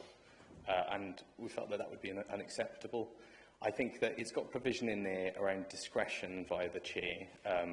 And yeah, I do understand the pitfalls of that, but that's the best we can do in that particular respect. And it's an issue that does need addressing. So the word substantial is difficult, but the other route of defining how much of a meeting someone needs to be present for is also difficult. I think the commonly used phrase by leader of your party here that is relevant is common sense. So we're very, very aware when someone is not attending or not participating with good cause, good reason. And similarly on the other side. So I suppose that provision would come in there. In terms of implications for democratic services, we have checked with democratic services and staff around this. Whilst there are concerns around it is added work, it is, and it shouldn't be added work for officers, it should be added work for members, if anything. But they have agreed that it is workable. And this is what the amendment seeks to address. The original motion had some issues. This new amendment does address those issues. In terms of taking it through this process rather than democratic services. I mean, that is a fair point, but motions are, you can do this. This is a legitimate way of doing it. It's just an alternative way of doing it. But, you know, you've your own preference of the path via democratic services, and that's fair enough. Thank you. Councillor Kate? Well, I can't help thinking that this is just a sort of shortcut, to be honest. I obviously, I'm all for increasing attendance, and I tell you what I would do. It is, what used to be a requirement, I think, maybe not a statutory requirement, that members produce an annual report. And in that annual report would be their attendance record. And those reports would be published and put on the website. I think that would go a long way to achieving what we're trying to get here, get to here. I just think it's kind of childish to expect someone from Democratic Services to be sitting there with a little notepad, noting what time somebody clocks off their clock or pops out of the meeting, and for what reason. I mean, how is this going to work in chamber? If I pop out for a comfort break, say, is there somebody popping and recording the times? Because this just seems to be a bit of a nonsense to me. It really does. So I'll be voting against it, not because I don't agree with the overall objective, it's because I think it's impractical. Thank you. I'll say no more. Thank you. Councillor Daniels, do you want to come back in? Yeah. Yes. In terms of making notes of when members leave and enter a meeting, that actually was traditionally done and has, I don't know what point it ceased, but it was done probably towards the beginning of when I came on the council, so this isn't anything new. I mean, the addition is hybrid, but I suppose the benefit of filming the meeting is that members, officers, don't have to do it here and now. They don't have the mad rush to kind of tick a register and untick a register. They can just review the footage. In terms of members' reports, I mean, it still doesn't address the issue of members turning their cameras off and members, turning up for 20 minutes, 30 minutes, and then disappearing. The member's report would just say member was present and, for 10 out of 10 meetings, and they may have only stayed for 20 minutes of those 10 out of 10 meetings. So it doesn't address that. I'll leave it there, really, because, I'm dominating here. Stuart Keith. Thank you, Madam Presiding Member. Well, first, a few points, I think. I believe that each one of us, or each one of the parties, we've got our own group leaders, group party leaders. So I would imagine, if I wasn't pulling my weight, I would have Councillor David Thomas taking me to one side and tell me, what the hell am I up to and why I'm not attending. And I believe they get an additional allowance for that. So I think there's a certain amount of inter-party discipline needs to take place, right, rather than bring it on the into writing. And the other thing my concern is the issue I talk about members' participation. I think in many cases, if you've got nothing reasonable to say, something sensible to say, then probably it's best to keep quiet anyway. But the other point I would say is that I think if there's a point in saying that members must participate, my concern is that the whole of this meeting turns into total word salad, in where we have members just talking for the sake of talking and not adding any real value. And I would argue say there's a lot of value actually being sat here and actually listening. As they say, that's why you have 2 ears and one mouth. And a final thing I would say is I'm a great believer, I do believe that hybrid meetings should very much be the exception rather than the rule. I think too much, I would say, where there may well be people that are only a kilometre away from here, right, and decide and open their laptop rather than rock and roll into the chambers itself. I do believe, right, there's a lot of value added in actually being here, speaking to other members, and getting that sense of working all together rather than working remotely. So I likewise, with fellow councillors, say will be voting against this motion. I think it's a step too far. I think we need to internally discipline ourselves rather than go down this process. Thank you. Thank you. I don't see any other people. Oh, Councillor Dave Williams. I think, Madam President, one of the fundamental things here, I think, is that as members we need to respect each other and we need to communicate. There have been many occasions that I've been aware of as a scrutiny chair when members have had to say, and we've had it at this meeting as well, where members have had to say, I'm having a problem with the camera, I can't get connected, etc. So we know that there are difficulties, there's going to be technical difficulties. The key for me is communication, that people will actually say that, tell people what the situation is, and it may be that they have to leave the meeting for a portion, return again later.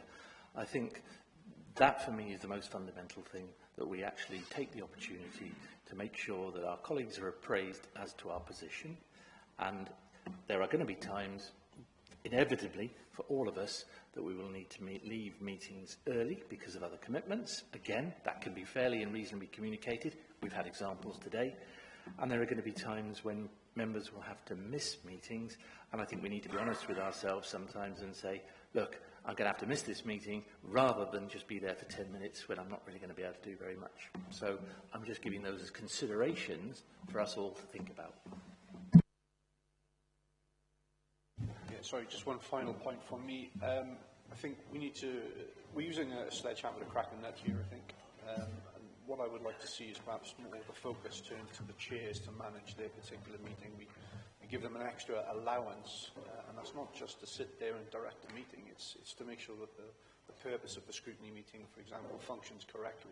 And if they need to reach out to members who are not attending, then they should be doing that outside and making sure that their scrutiny meeting is fulfilling its intended purpose. I don't believe it's the right way to mandate members or to introduce this level of scrutiny onto them.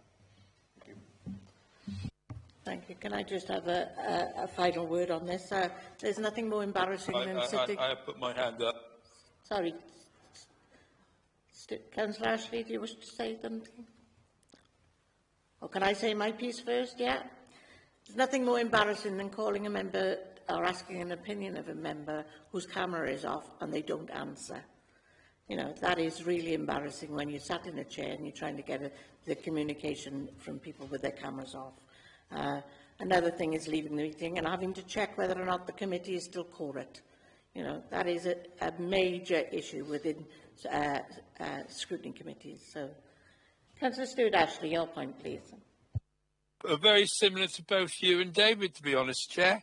I've sat there for the 10 years doing this, and it's got worse, to be honest. And I totally support the motion for that point of view, because at the end of the day, I'm not chair anymore, but we ended up with less and less people, especially in cross-cutting, and it got to the point where you got to the end of the meeting, but if the person's not there, and members, I think, are old enough and wise enough to know that there's a set of ground rules, and I think this helps set the ground rules, to be quite honest. It's not custom and practice, it's ground rules, and it was just frustrating, to be honest. The chair is trying to get an outcome to the meeting, not sit there and discipline it all the time. And I agree with both yourself and David on this, to be honest. Thank you. I think we've had a good debate on the motion. I think now, Councillor Mark Jones, you mentioned you have an amendment. Is that in writing so that everybody can see? I'm reading of Councillor Haynes. Is that allowed? We'll just check now. Sorry, Chair. It'd probably be best to I mean, I know we don't want to do paper, but it would be good to have a copy in front so we can compare.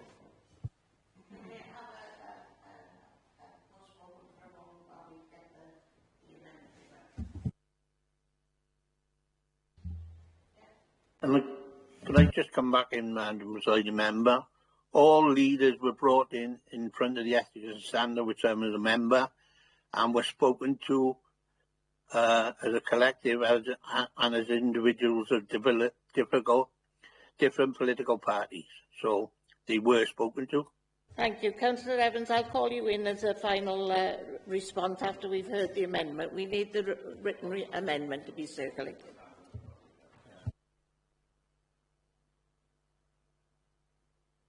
Can we please pause the recording whilst we sort out the amendment? Thank you. To read the preamble out, and then the amendment, and then we'll vote. We'll ask for a seconder, and then we'll vote on the amendment. Please, once we are on camera, right? Thank you, Chris. We're ready to start. Sorry for that adjournment. Councillor Mark Jones, would you like to read? Well, yes, this is off Councillor Liz Haynes. Thank you for bringing this motion forward. While I fully support the principles and transparency, engagement and accountability in our democratic processes, I have significant concerns about the approach proposed here. First, the motion introduces a level of oversight that, in my view, crosses into micromanagement of elected members. Councillors are adults elected by the public to exercise judgment and discretion, imposing detailed behavioural requirements, especially those enforced at the subjective discretion of the chair, risks undermining that trust. It also sets a precedent that is difficult to contain.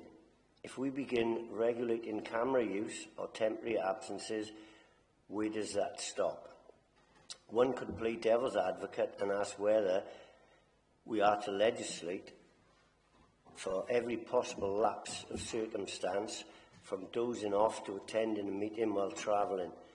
Secondly, the proposal gives chairs powers that go well beyond facilitating a meeting. The ability to issue warnings or initial referrals carries political implications and opens the door to inconsistent or potentially selective enforcement. That is not in the interest of fair governance. We already have a local protocol and an established complete mechanism that are more than adequate to address concerns about attendance or conduct. If issues arise, these tools provide clear, proportionate and politically neutral processes for dealing with them. Creating a new layer of disciplinary measures risks duplication, confusion and unnecessary tension. While I agree wholeheartedly that attendance, participation and visibility are important to the integrity of council business, encouraging good practice is very different from policing it. The best way to strengthen engagement is through culture, leadership and mutual expectation, not through sanctions or surveillance-style rules. For these reasons, I believe the motion in its current form could unintentionally erode the trust that is essential to our democratic work. I would urge reconsideration to ensure any changes support, not constrain, the effective functioning of this council.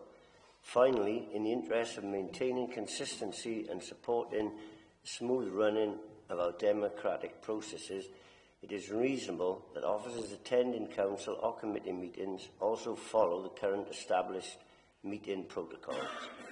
This includes observing the same expectations around visibility and availability during hybrid meetings, while recognising that operational responsibilities may occasionally require flexibility. Aligning these standards for both members and officers helps promote clarity, fairness and a shared commitment to the effective conduct of our meetings. I propose an amendment to the motion. Replace everything under this Council resolves to with that the Council's current protocols, policies and procedures governing member attendance, participation and conduct shall remain in force without alteration, except for the following addition: that all officers attending or participating in council or committee meetings, whether in person or remotely, will be expected to follow the same visibility and attendance expectations as current rules online, except where specific operational responsibilities reasonably prevent this. Thank you. Thank you, Councillor Jones. Is there a seconder for this? Thank you. We have a seconder. Members, do you wish to debate the amendment? No. We go straight to the vote on the amendment then, please.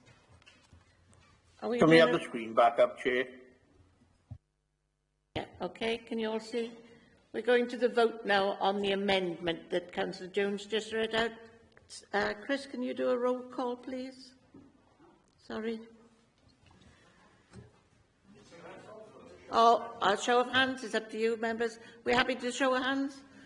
All those in favour of the amendment? That's 5-6. All those against?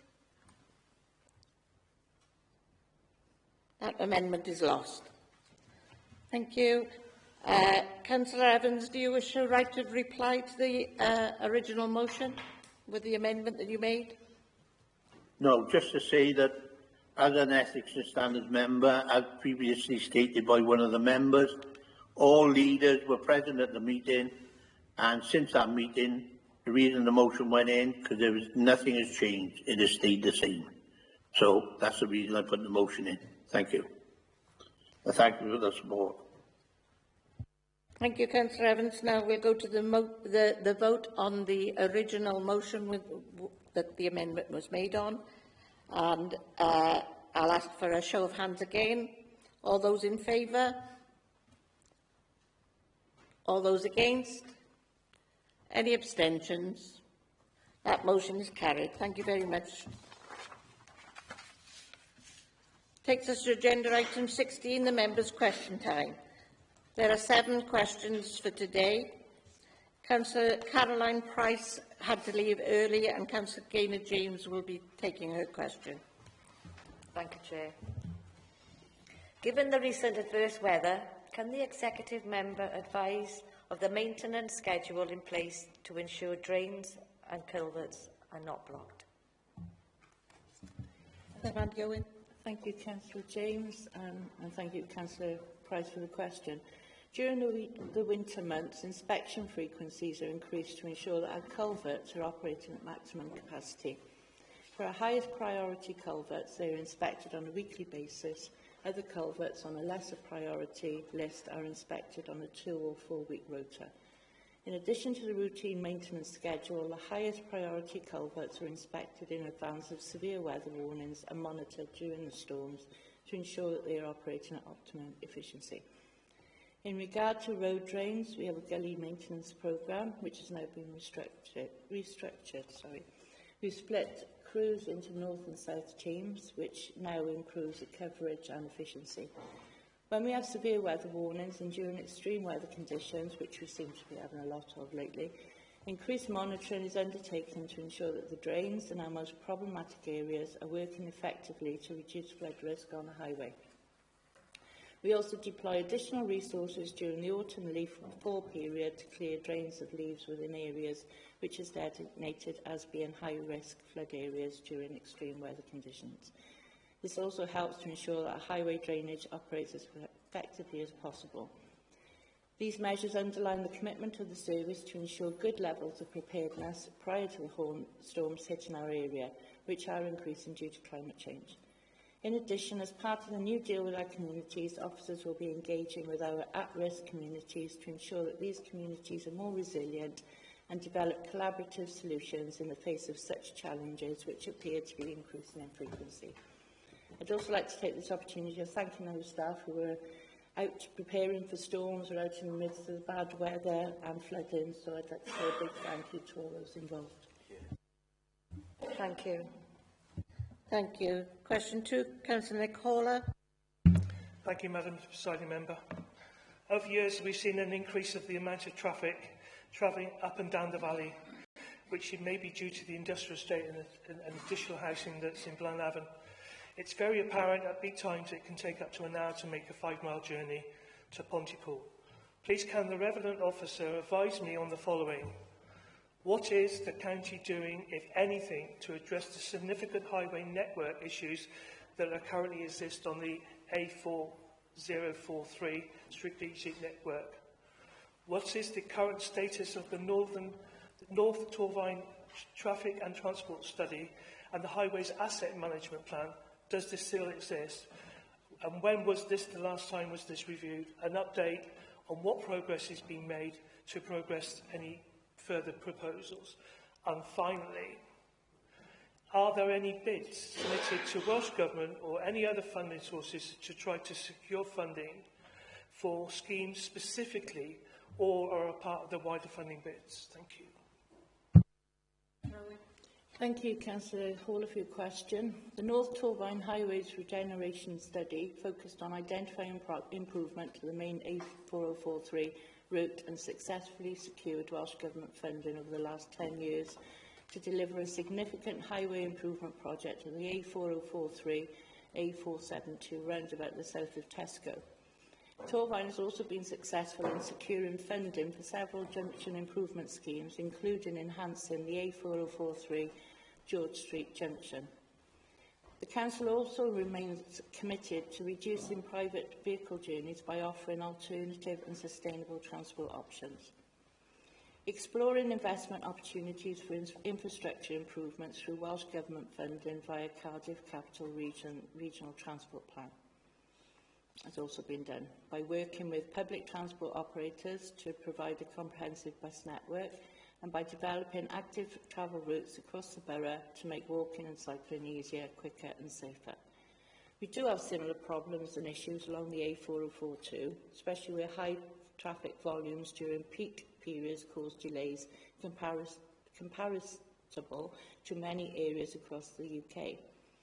As you're also aware, we've also recently introduced a camera enforcement vehicle. This will also support traffic management and public transport reliability and will hopefully reduce congestion in areas where stopping is prohibited and at bus stops. This will ensure that public transport routes will remain free from obstructive vehicles and will improve the overall network efficiency. In regard to the HAMP, the Carriageway Asset Group was prioritised for updating, and I know that scrutiny approved the plan back in March last year. The now data-led approach has recently informed our carriageway resurfacing works, which form part of an overall investment of £6.4 million over the next 5 years, and we've just completed the first round of resurfacing. Thank you, Councillor Owen. Can I just come back? Sorry. We have in Blaenau a big company that decides large amounts of food to go across the nation. It comes up in large vehicles at 44 tonnes. It's on a regular basis. What you're saying to me is that you're saying that this road is sufficient. Daily, we are seeing juggernauts travelling between Blaenau and Pontypool and that makes a lot of congestion. My concern is not about the public transport. My concern is about the welfare of my community and the balance of being able to give employability to those larger companies that have larger vehicles that want to trade within Blaenau and going down the valley and north of the valley. Daily, we are seeing larger vehicles, more larger vehicles travelling on that road, and some days it's quite dangerous. Thank you. Thank you. I don't think there was a question there, Councillor Hall, as a supplementary. So, can we go on to question 3 then, Councillor Nick Hall? Yeah. Thank you, Madam Presiding Member. Please can the Revenue Officer give the community of Blaenavon reassurance that TBC are doing what they possibly can to reduce the flooding and surface water in view of the climate change and the storms that we're currently experiencing. Residents are becoming very concerned about the drainage situation in the town that does not appear to be sufficient with the excess water that's coming off the mountain, which is affecting the well-being of our community. And I'll just add a mention to this, the well-being of our community. I have a regular contact with a person, a resident, that lives at the top of the town, who is 80 years of age, who was flooded 12 months ago, who has cancer, whose main property was flooded so badly that now he lives at 1,200 feet above the sea and he can't get housing insurance because of flood risk.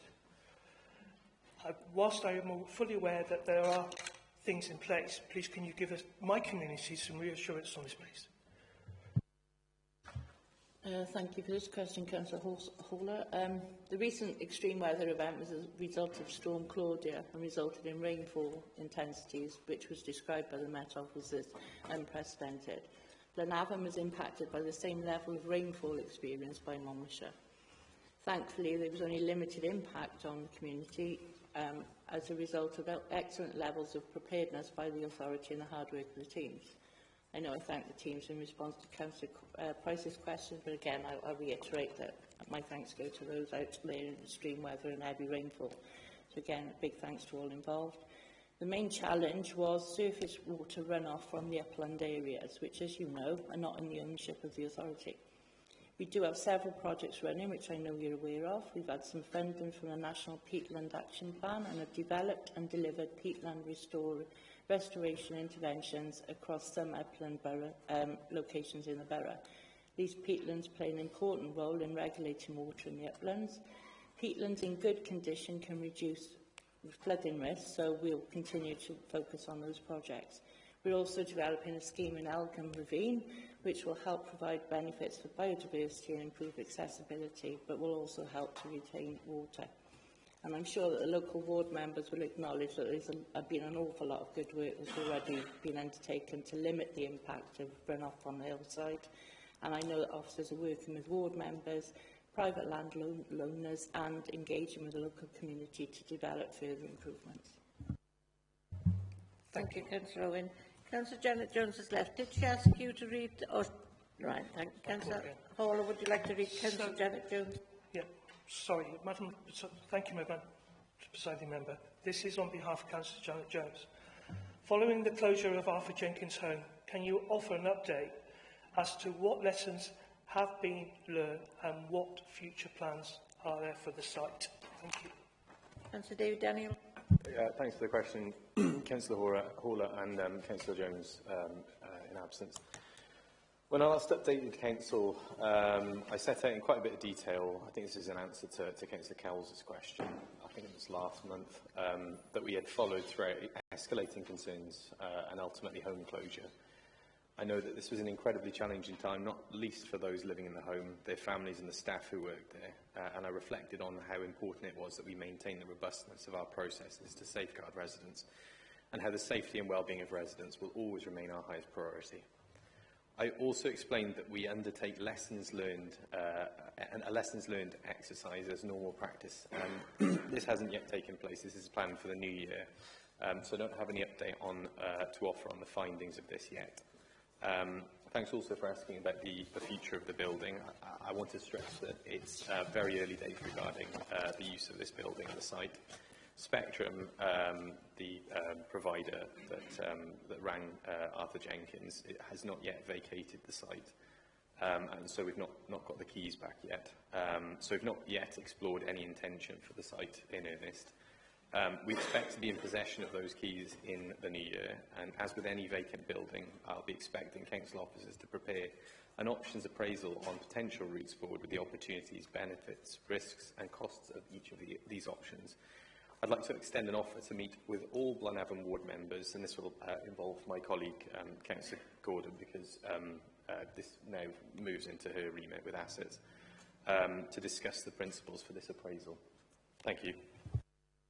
Thank you. Councillor Hall, would you mind asking this question 5, please? Thank you, Madam Presiding Member.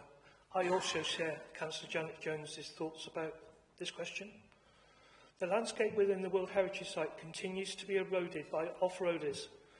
This issue is causing serious problems for commoners and it's affecting their livelihoods. Coupled with this, the erosion of the natural materials does not let proper filtration of water, resulting in more water flowing off the mountainside, which in turn escalates into the risk of flooding that we've seen in the recent weeks. With these issues in mind, can the Revenant Cabinet Member update us on how working with the police is helping to help, working with the police to help reducing off-road? Off-roading is in progress, and secondly, Torvine Council is a partner within the World Heritage Partnership. Could some funding be made available to employ a much-needed warden for this site? Thank you. Councillor Peter Jonestown. Thank you, Councillor Haller, for your question on behalf of Councillor Janet Jones. Regarding the management of off-road biking and vehicle-related incidents, the Tri-Local Authority funding has unfortunately ended. The situation has left Gwent Police to manage these incidents locally within their neighbourhood teams. They are running smaller scale operations at least once a month, if not more frequently, depending on the local risks they're dealing with at the time, given their limited resources. Additionally, they are planning key dates where they will bolster their numbers by using other resources as well as the Special Constabulary. Gwent Police remain committed to tackling off-road bikes and vehicles and will continue to do so locally as a team.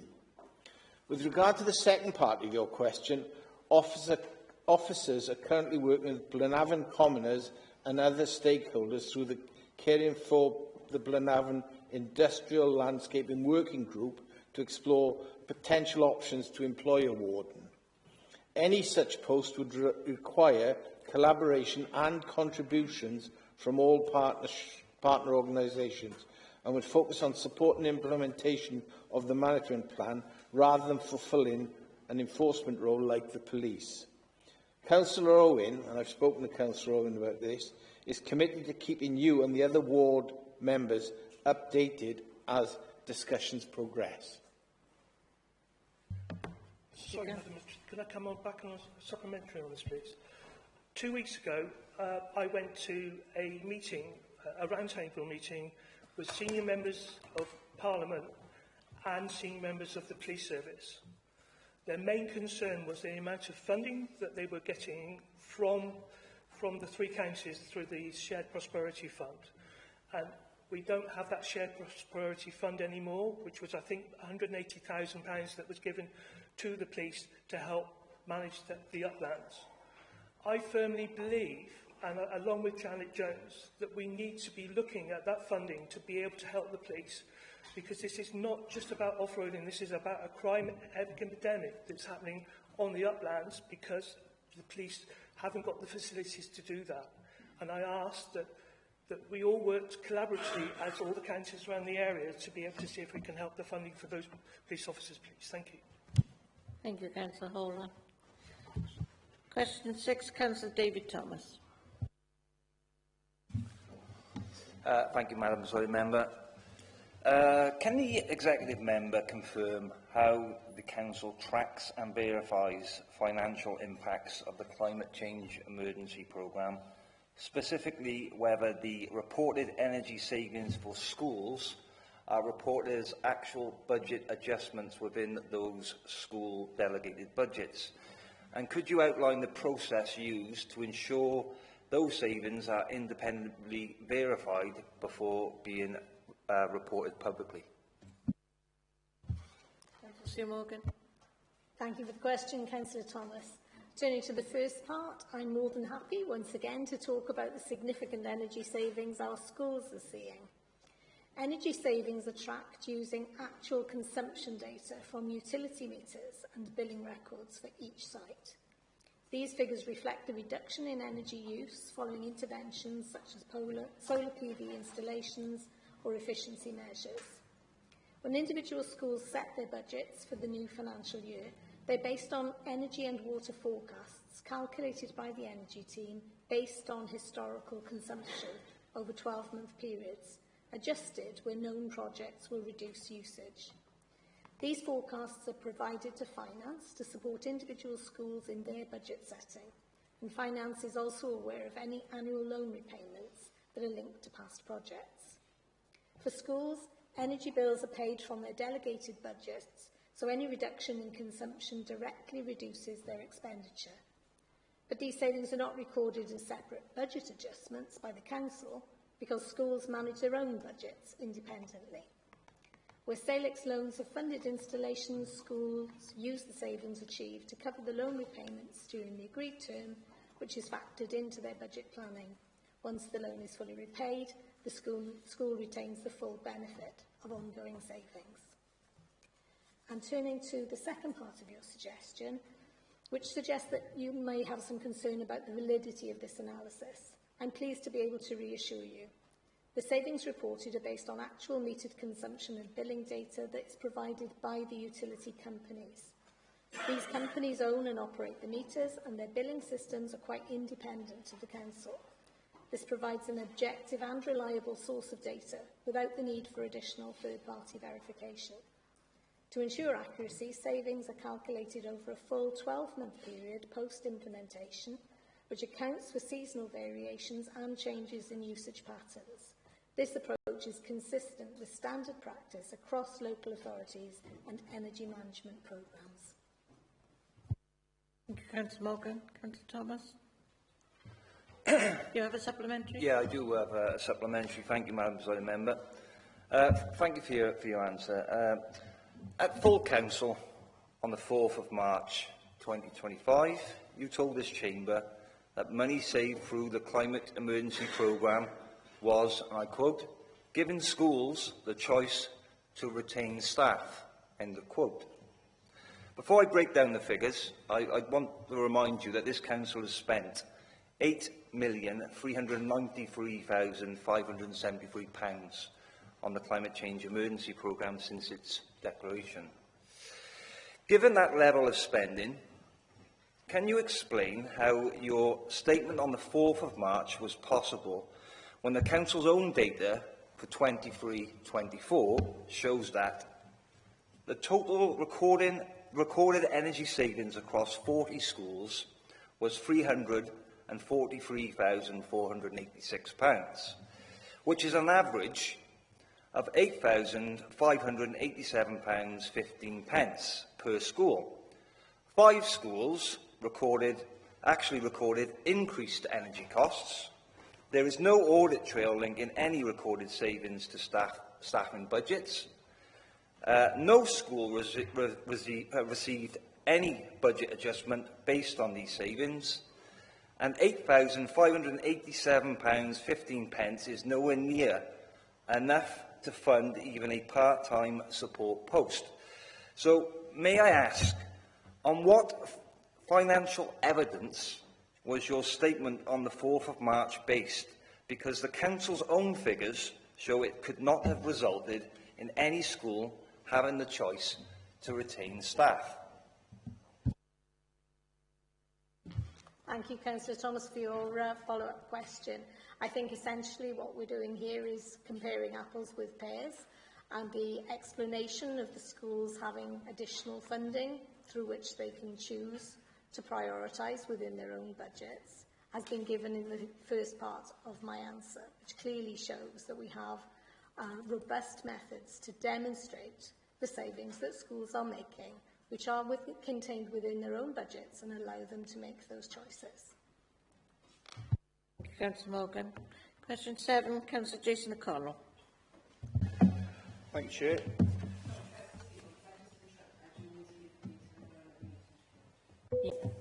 Absent. Yep, thank you. Residents in the Lantana ward continue to experience significant surface water and fluvial flooding following periods of heavy rainfall.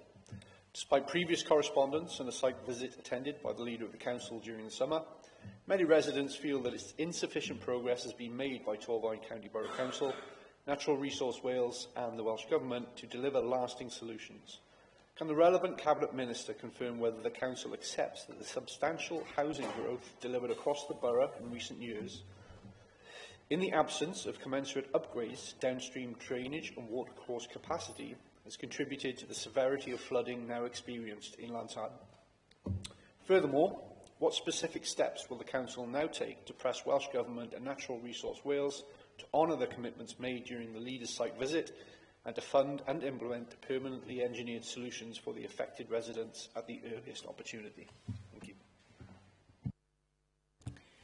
Thank you for your question, Councillor O'Connell. Some of your query relates to the planning in terms of drainage assessment of planning applications and setting the planning portfolio while flooding the highway set into mind, so I'm going to try and cover your points in my response. When new housing estates are developed, checks are undertaken to ensure that such developments do not increase flood risk for existing communities.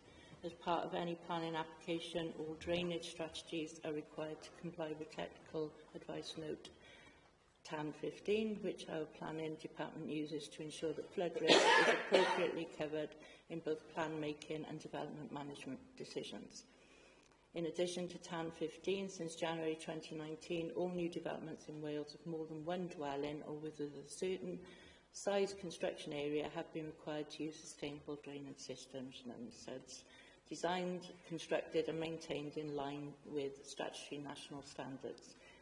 The drainage schemes have to be approved by the local authority, who act as a SEDS approved body before any construction begins. I know you're well aware of this because you sit on planning. The authority will continue to manage flood risk alongside Natural Resources Wales for main rivers and Dual Cymru Welsh Water for the public sewerage network. With regard to fluvial flooding affecting properties in Llantarnam, whilst the responsibility for managing this risk sits with Natural Resources Wales, the authority is actively engaged with them following the leader's visit. NRW have confirmed that the flood risk to properties in this area is considered medium risk, and their intentions on a Wales-wide basis is focusing on properties at the highest risk of flooding. You know, the leader at the site visit said he would look into this problem and see how we could all help. He then approved funding from the Member Choice Fund for the purchase of floodgates and flood stacks.